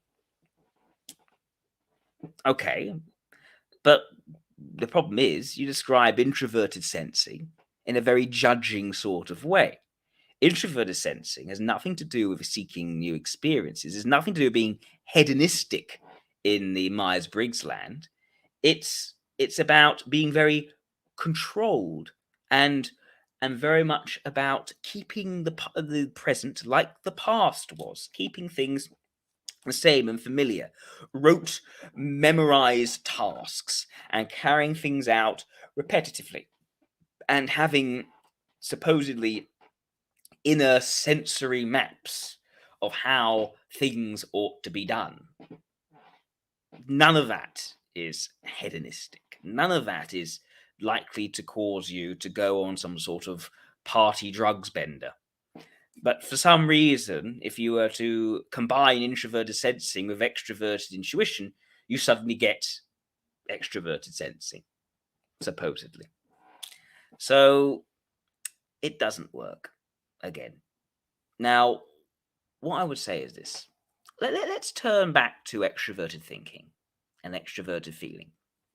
Because the idea of the extroverted thinking type, how it's commonly perceived, is seen as a bit bossy. Let's be honest. It's seen as this very bossy, very controlling figure. The poster boy for the ENTJ is Napoleon Bonaparte, supposedly. Now, the problem is this idea of extroverted thinking being about being a sort of controlling, bossy figure. It's not so hard once you take the idea of judging, as I said, being outwardly controlling, right, rather than inwardly controlling. Oh, can't be inwardly controlling and outwardly controlling for some reason, but outwardly controlling, right? And also being tough-minded, which remember we talked about thinking versus feeling. Thinkers were tough-minded and feelers were warm-hearted. So an extroverted thinking type is a tough-minded control freak as opposed to a warm-hearted control freak. So what that suggests is that someone like Napoleon Bonaparte became this, becomes the French emperor through a desire to control everyone, and that's very extrovert. That's what extrovert thinking is about. It's controlling everyone in a very sort of decisive, I am in charge sort of way. So if you read Jung's psychological types, I'm not saying that everything Jung says is accurate, but it's perhaps more likely to be accurate than Myers Briggs. Jung doesn't talk about extroverted thinking being a controlling function. On the contrary, Jung talks about extroverted thinking being someone who builds their understanding of how things are by looking outside of themselves, still outside, but it actually kind of works here, looking outside of yourself for knowledge and understanding. Because the thing about thinking, why has thinking got anything to do with control? It should be an ought-based thing. This should be here, that should be there, but not out of desire to control things, but out of a desire for things to actually be correct or fit together or make sense or be how they logically ought to go together. Now, the extroverted thinking type derives that, according to Jung, by looking outside of yourself. So looking at evidence, looking at how things work, testing things, trying things out. How does this fit together? Look at science, look at the empirical method. That would be an extroverted thinking approach to knowledge. A posteriori knowledge as opposed to a priori knowledge. Knowledge after observation. It is knowledge obtained from looking outside. And Jung talks about that, talks about Charles Darwin. Charles Darwin being someone who put together his understanding of evolution from fossils, from real-life specimens, from looking at things and trying to construct how this all fits together, from actually looking at what the evidence is in front of him. That's what the extroverted thinking is approach. Do you see Charles Darwin being someone who's inclined to boss people about? Because that doesn't seem to match anything that we know of Charles Darwin. The desire to be in charge, the desire to control, has got nothing to do with the desire to look outside of your own inner mental models, you could say, to observe how things work and build an understanding of the world based on that external observation. They're two separate things. Yet because we've defined judging as we define judging in the Myers and Briggs Foundation, judging has sat on top of thinking and twisted it and squished it into being a control freak. Now, in the same way, extroverted feeling is basically that same control freakery, only in the warm-hearted way. So now, someone who's extroverted feeling, they are seen as being the pedagogue, you could say, the nice person who really is controlling you, but in the way that you want them to control you. You know, they are being very nice. They are going to manage the mood. Let's not have any bad behavior here, or you'll be punished very severely, but in a nice way. That's kind of the idea for extroverted feeling in the Myers Briggs land. It's essentially managing people, managing situations, managing the feelings, make sure no one's upset. Extrovert feeling seen very sort of PC, because the idea is we're going to manage people in a nice, warm-hearted way, and that's how we establish control. So such a person is yet, for some reason, in that extroverted feeling, managing of people, has got nothing to do, again, with keeping things in order. Because yes, you keep things in order by managing people, but as we looked at the Myers Briggs Foundation, it's not just about managing people. It didn't mention managing people. It talked about keeping lists. It talked about keeping things organized. It talked about managing your time, getting your work done before you go out and play. That's all very sort of logical, thinky, sensory sort of stuff. Oh, I do this before I do this. That is my structure. That is how I do it. You think that would be more thinking. That's a managing of things, managing of tasks, being more, as I said, task-oriented. Yet extroverted feeling is supposed to do this as well, because they're still meant to satisfy being a judging type. But when we look at what extroverted feeling is commonly talked about being, it's not. It's about being a manager of people, a manager of feelings, about being the warm-hearted, nice person. So, and the point is, they should not be able to have any of the extroverted thinking. So it leads to an understanding of an extroverted feeling type who supposedly is still just as organized and just as structured in a very sort of thinking way as extroverted thinking, but does it in a likable way.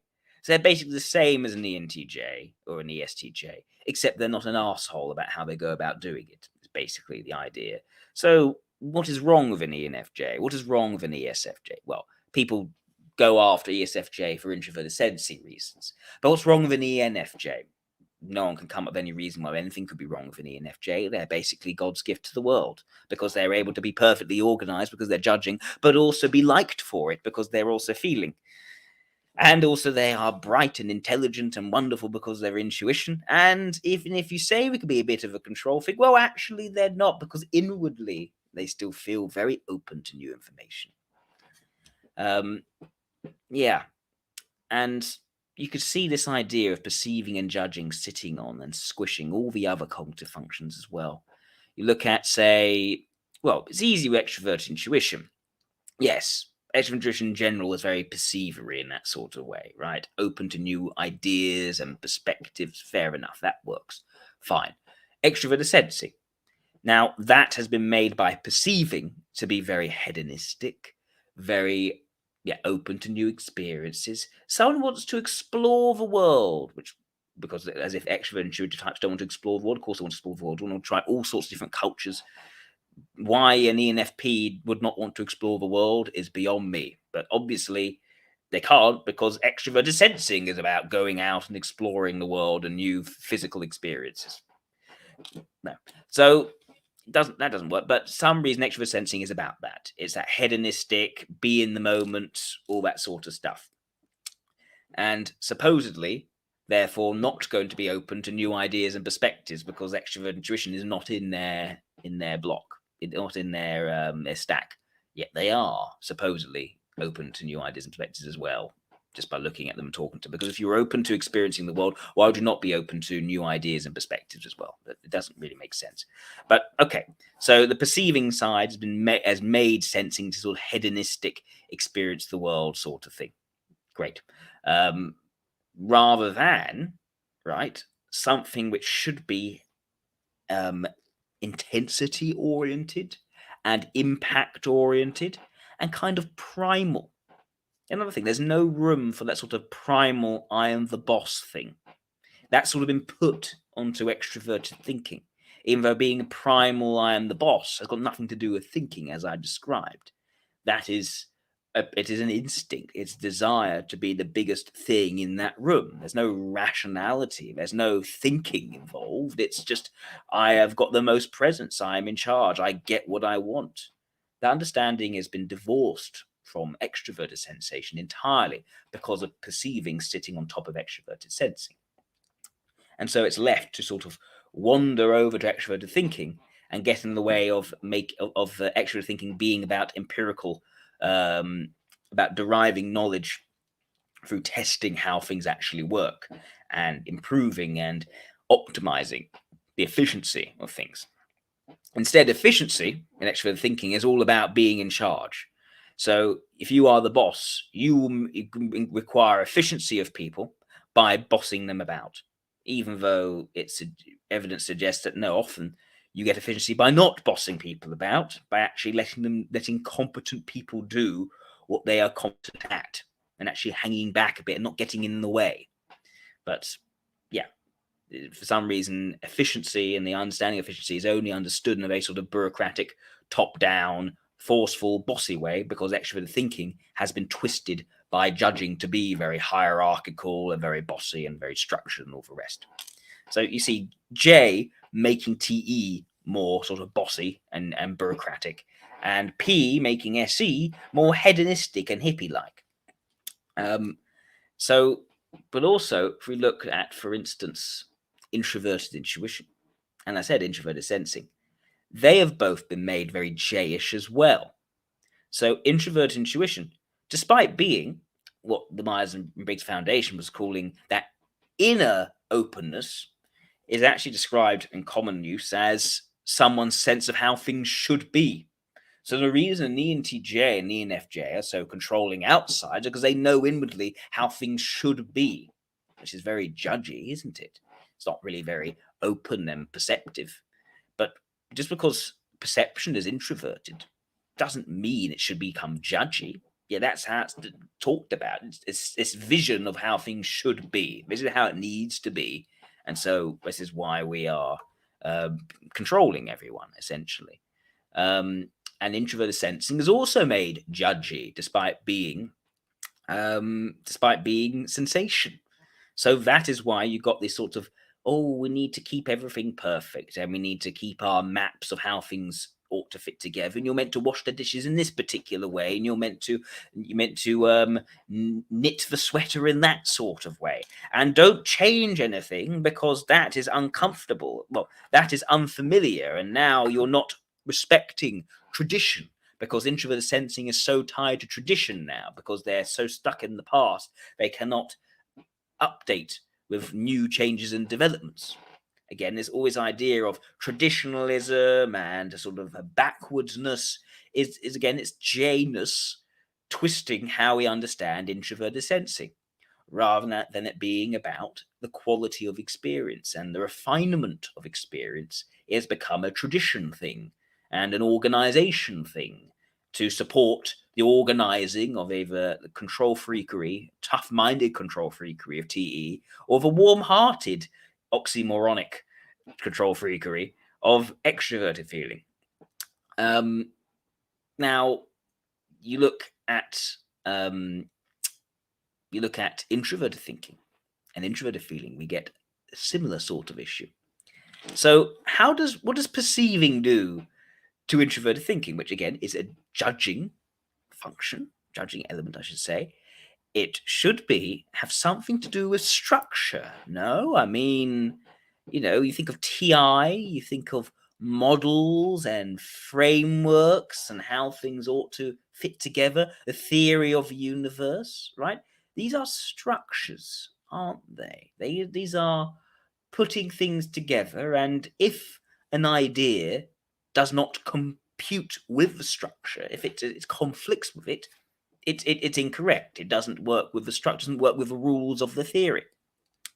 There's nothing more inner about that than it is about drawing a line in the sand, building a wall, and saying, you do not cross this, otherwise you get shot. The difference is one is instantiated in the physical world, and one is kept in mental models because it's abstract.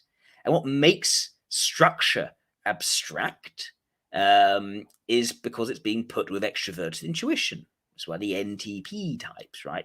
The NETI types, I should say, are far more abstract and less pushy in their structures, but it's still a structure. It's still unbending and unforgiving. You can't break the theory of relativity. You can't put something that is different, otherwise it does, it contradicts it. Albert Einstein would not allow for things which go against his structured understanding. Hence, this idea of God does not play dice when he came up against quantum mechanics. It's and probability-based reasoning. Yet we treat, for some reason, structure when it is set in the physical world, that is J. But the same structure when it's used to put together a theory must be P. And not only this, but as well as structure be when it's in an intuitive understanding, and an abstract understanding becomes P. Also, all aspects of problem solving are lumped in with TI as opposed to TE, because TE can't be about problem solving. It's about controlling and about efficiency, about creating efficiency through controlling. So maybe TI, which is more supposedly more fluid and more flexible, takes on the problem solving. And we see this most when you look at, say, an ISTP. How many times have you seen an ISTP being described as pragmatic? So ISTP leads with introverted thinking. Introverted thinking should be about structures, about how things fit together and make sense in a structured way. It should be about contradiction and things being deduced. All bachelors are unmarried, right? That is a logical truth. You can never find a bachelor who is married. They wouldn't be a bachelor. That kind of thinking, there's nothing pragmatic about it. It is structured. It is set in its nature, set etymologically, ontologically. So where does the ISTP become pragmatic? Well, it's P sitting on top of TI. So that TI now becomes the pragmatic side, the fluid thinking, because TE is too busy being the set, bossy kind of thinking. So ISTP is now pragmatic. And there's no understanding of an ISTP being someone who lays down the structure. Why? Because that's now been put onto TE and even SI, which is why suddenly ISTJ and ISTP basically flip round in terms of their understanding. If you look at FI, similar kind of problem, right? The difference between FI and FE, for the life of me, from looking at it, what's the difference? Is that FE types are selfless in their feeling. They use their feeling to manage people and control people. So they're being very responsible in how feeling is being used. They are warm-hearted in a very pedagogical sort of way. Whereas FI, for some reason, knows what is right, knows what is moral, in a very selfish sort of way. Oh, I'll express how I'm feeling, and nothing to do with what you're feeling, and nothing to do with managing your feelings. I'm just going to express how I feel, and I hate this, and I'm going to show that, and that's going to disrupt everything because that's how I feel, and and that's my FI. That's how I feel, and I'm going to show that, and yada yada yada yada yada. No managing going on, just sort of quite chaotic, slightly erratic expression, essentially. And a knowing inwardly of my values, what is right. Because what happens with extrovert feeling? What happens to the values of extroverted feeling? Why are they being? Why would someone who's extroverted feeling be so responsible and nice and managing of people if they didn't have strong values? Yet for some reason, the strong values should supposedly come from introverted feeling. But that's not what ends up happening is that ENFP and their strong values doesn't really show up. Instead, we see their open-mindedness and we see their emotionally expressive erraticness in the Myers Briggs. And ENFJ, for some reason, has the values, yet isn't supposed to have the values because they have extroverted feeling, and they're more about group mood and how and social norms. So, what about that sense of what is actually right? Where does that really show up? It becomes that almost sort of crusade-like quality of Myers-Briggs introverted feeling is kind of lost, and it becomes perceiverized. So it's now all wanting and knowing within my soul what the right thing is, but being a very gentle person, not bothering people with what that is, because we're all so laid back, despite the fact that we also have a strong sense of what is right and what is wrong, but we don't actually really act upon or do much with, because it doesn't really enter into the outer world as opposed to the extroverted world. So I spent over half an hour talking about how perceiving and judging has squished and twisted the understanding of each of these cognitive functions. Yeah. So I'm going to tell you what I think judging and perceiving ought to be. This is how it's made sense of in socionics. Well, first of all, I would like to say that the way that the Myers-Briggs works out judging versus perceiving is an act of mental gymnastics, and is another example of logical incoherence. You look at the rule for finding out what an extrovert is. What is that? When you see an extroverted type in the Myers-Briggs, they have, let's take an ESTP, they have SE and they have TI in their top two positions. So which one tells you whether they are an extrovert or an introvert? Because they have both SC and TI in the top two. They also have FE and NI further down, but we're going to conveniently ignore those for now. SC and TI, which one do you pick to say they are an extrovert or an introvert? Because one's extrovert and one's introverted. Oh, you pick the dominant function.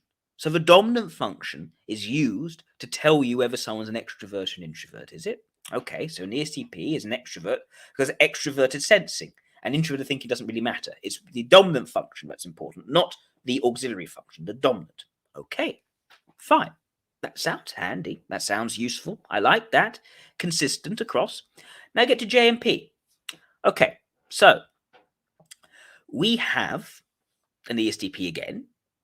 Actually, no, let's try an ISTP. You have an ISTP, right? An ISTP in Myers-Briggs, I should say, not a real ISTP, a Myers-Briggs ISTP. So an ISTP has, what is this? They have TI and they have SE. Right, so they have TI and SE. So one is judging, TI is a judging element, and SE is a perceiving element. Well, surely, same way that extrovert is decided, we don't need to look at the SE, do we? We just need to look at the TI, because that's in the dominant function. So an ISTP is actually a J, isn't it? Because TI is in the dominant function, and isn't the dominant function meant to be the important deciding one? Isn't that meant to be the dominant one rather than auxiliary? Should the dominant thing decide what the type is? But no, for some reason, it is said, as described as it is described by the Myers and Briggs Foundation, no, whether you are judging or perceiving is based on which one is extroverted out of the two and not the bottom two. So an ISTP is an ISTP because their extroverted sensing in their auxiliary function is extroverted. Therefore, that's what you see. Therefore, that's what you get. So that is a perceiving type, despite the fact that the dominant function is judging. It's mental gymnastics. It's incoherent. Is the dominant function important or not? If a dominant function weren't important, then why would the extroversion be decided by the dominant function? But for some reason, the judging, what is judging versus perceiving, is decided by whichever one of the two, whether dominant or auxiliary, it doesn't really matter, is is extroverted. Now, logically, that would follow, therefore, that some judges are not as judgy as other judges. And maybe it's the case we have, as opposed to ambiverts, well, I guess, perceively judgy people, which basically would be the introverts. Wouldn't that mean that introverts are kind of in between perceiving and judging?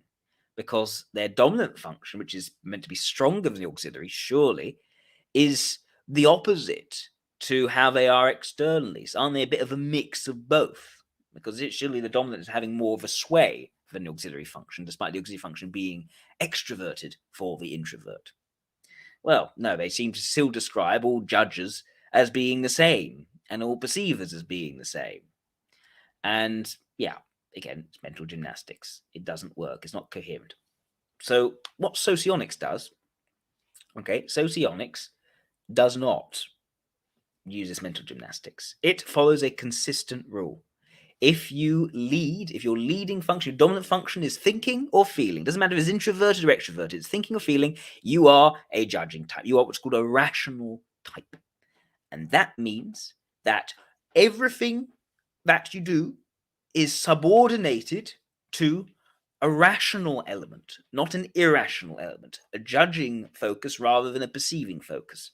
Doesn't mean you're more controlling.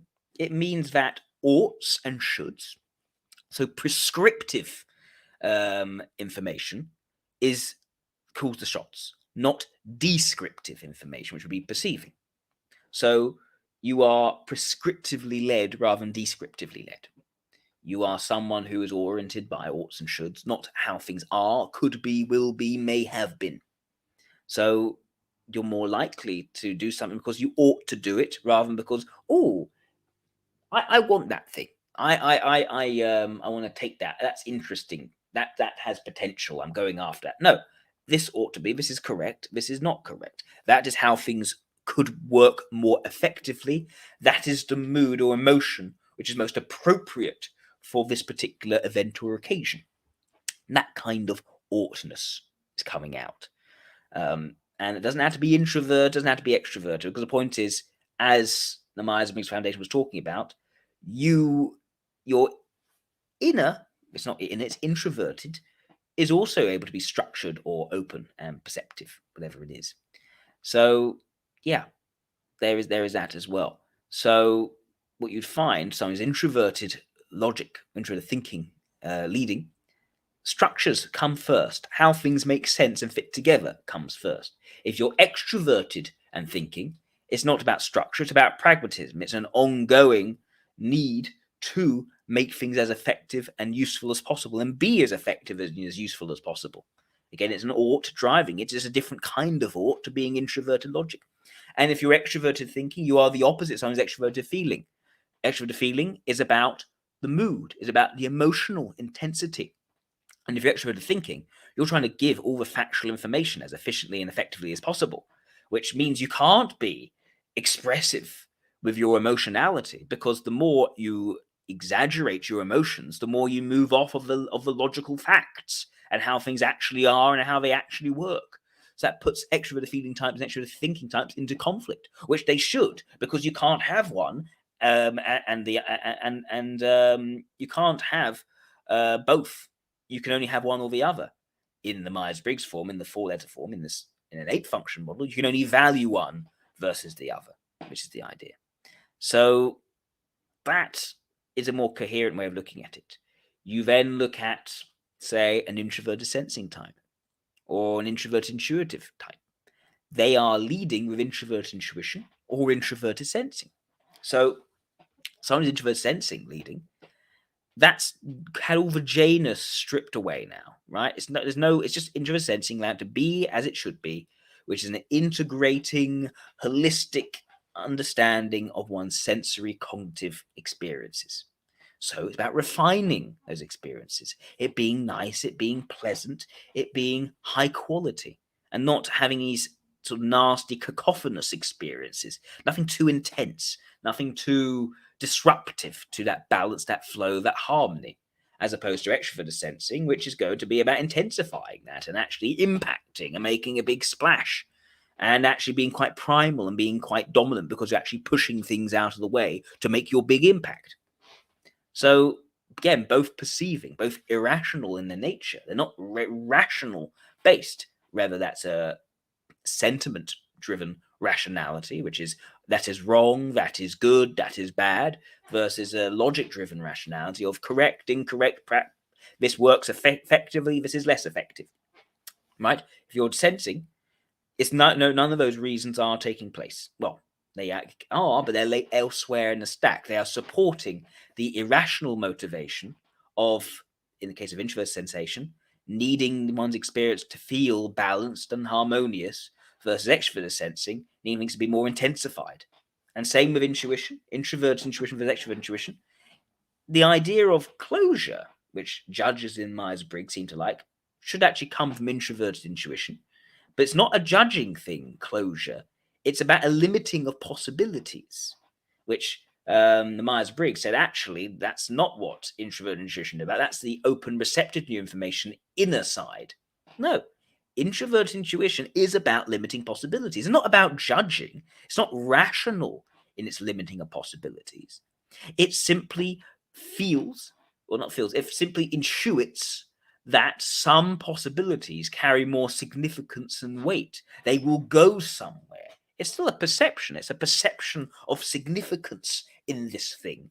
And that other thing doesn't carry that same sense of significance. You can't put together a reason, not that one's correct or one's incorrect, one's right, one's wrong. Just one has more significance. In the same way that this pencil has less weight in the real world than this mobile phone has more weight. It's a perception. It's an intuitive, abstract perception. And that leads one to limit possibilities, as opposed to extroverted intuition, which is broadening the perspective possible because it's expansive. It's extroverted in an expansive way. So judging and perceiving has ruined the Myers Briggs type indicator, ruined it from the very beginning. And only by untangling the mess of judging, perceiving, this incoherent, tangling net of nonsense, can you start to really understand how type fits together. Now, what I should say is because of this JP switch nonsense, essentially, because of the gymnastics going on, right? I would go so far as to say there is another way of understanding this. I've talked about what it means to be rational and irrational, to have a judging element in your top function, and thereby having a perceiving element supporting that in the auxiliary or creative function. And it's the same for all the other slots, right? If for a judging type, that would be a rational type. All the perceiving elements support the judging elements, and for a perceiving type, all of the judging elements are used to help fulfill the need of that leading function or the others in each block, the more calling the shots one. Every single block, and I talked about the blocks and the functions, essentially you have what's known as the supplying function, support the demanding function. And the dominant function is the chief demanding function. And the auxiliary is or creative is the top supporting or supplying function, aiding and helping and serving the dominant function. It's saved for all the other blocks. Now, that is one understanding, which does involve changing the rule of judging and perceiving, because now it's the dominant function. It's not whichever one of the top two is extroverted. Okay, there's another dichotomy which comes out of still keeping that rule which Myers Briggs judging perceiving uses, but it's got nothing to do with judging and perceiving anymore. It's got nothing to do with rationality or irrationality. In socionics, it's called static versus dynamic. And the idea here is that if you are a type that has extroverted feeling in your top two, you also have introverted sensing or introverted intuition. And introverted perception in general and extroverted judgment are both dynamic, whereas introverted judgment and extroverted perception are both static. So essentially, this is where I think it starts to make more sense. You are either a static type or a dynamic type. If you are a J in Myers Briggs parlance, you actually are a dynamic type, which also is a bit strange. Hang on a second. But static sounds more set, and judging, though, sounds a bit more, well, sorry, static sounds set, but perceiving sounds more fluid and open, and judging sounds set, but dynamic sounds open and fluid and all the rest. Well, this is again why judging perceiving was so wrong in its understanding. Or was the opposite of the truth, you could say.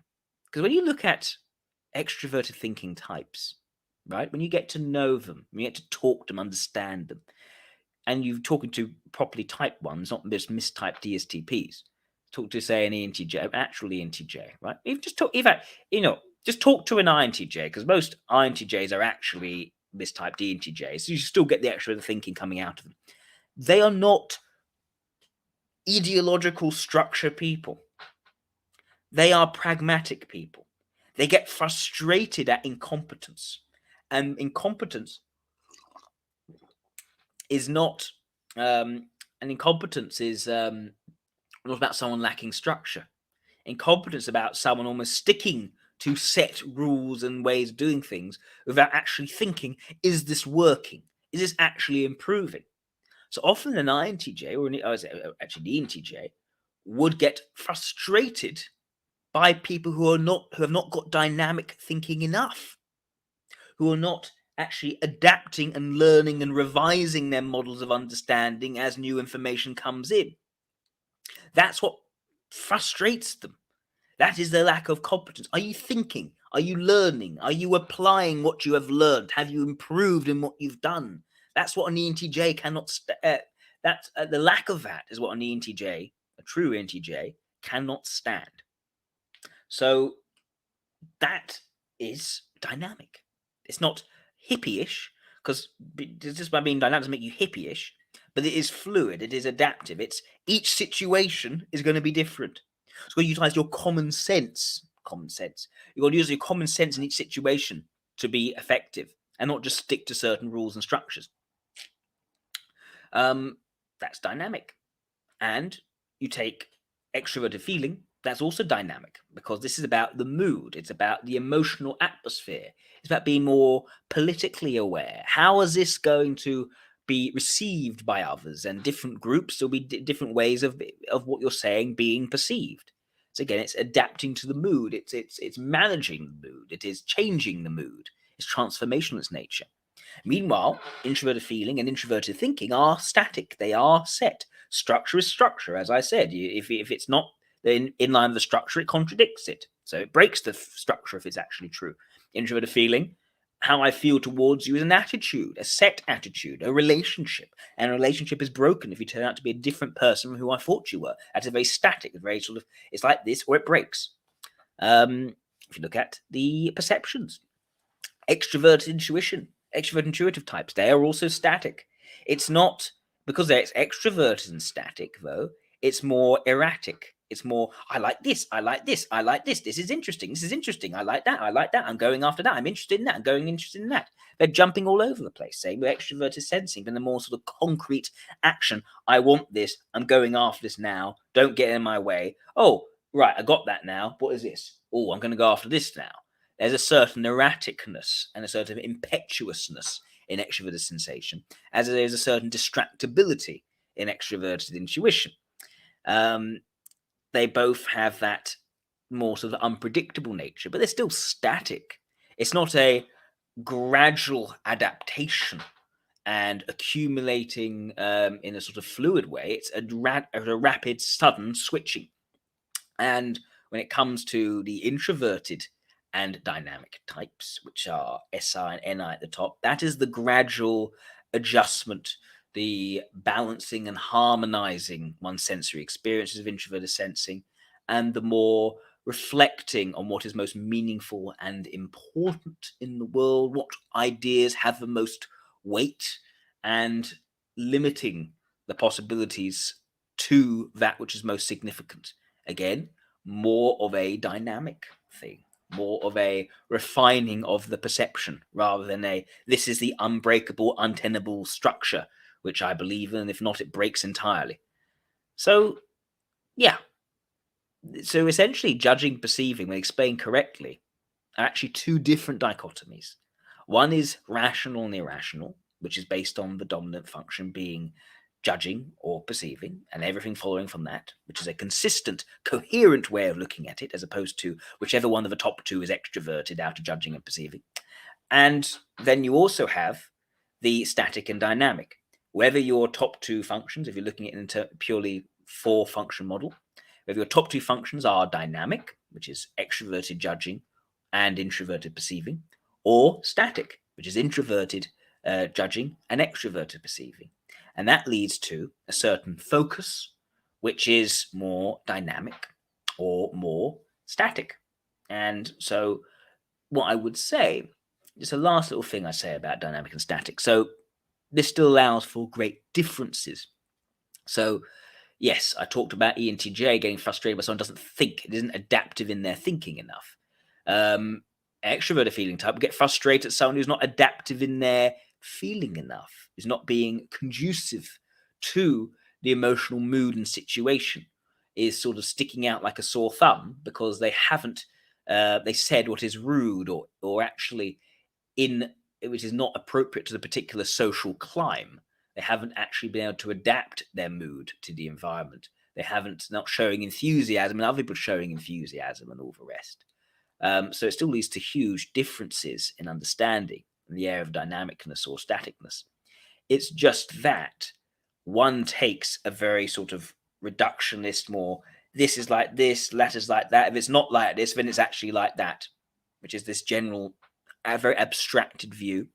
And the same thing for the dynamic types. They're more holistic. It's more an overall situation, case by case understanding, and there's no sort of set structure behind that, or no sort of set attitude. It's more changing and transforming that depending on the situation. That's kind of the idea between dynamic types and static types. Yeah. So I hope that was helpful to people. Yeah, long video. There's a lot to discuss in this. But yes, if you stick to regular judging versus perceiving, you are doomed. You are doomed to never understand Jungian typology properly. And if you encounter people talk about judging and perceiving, one person's a control freak, therefore must be a judger, well, call them out. Why not?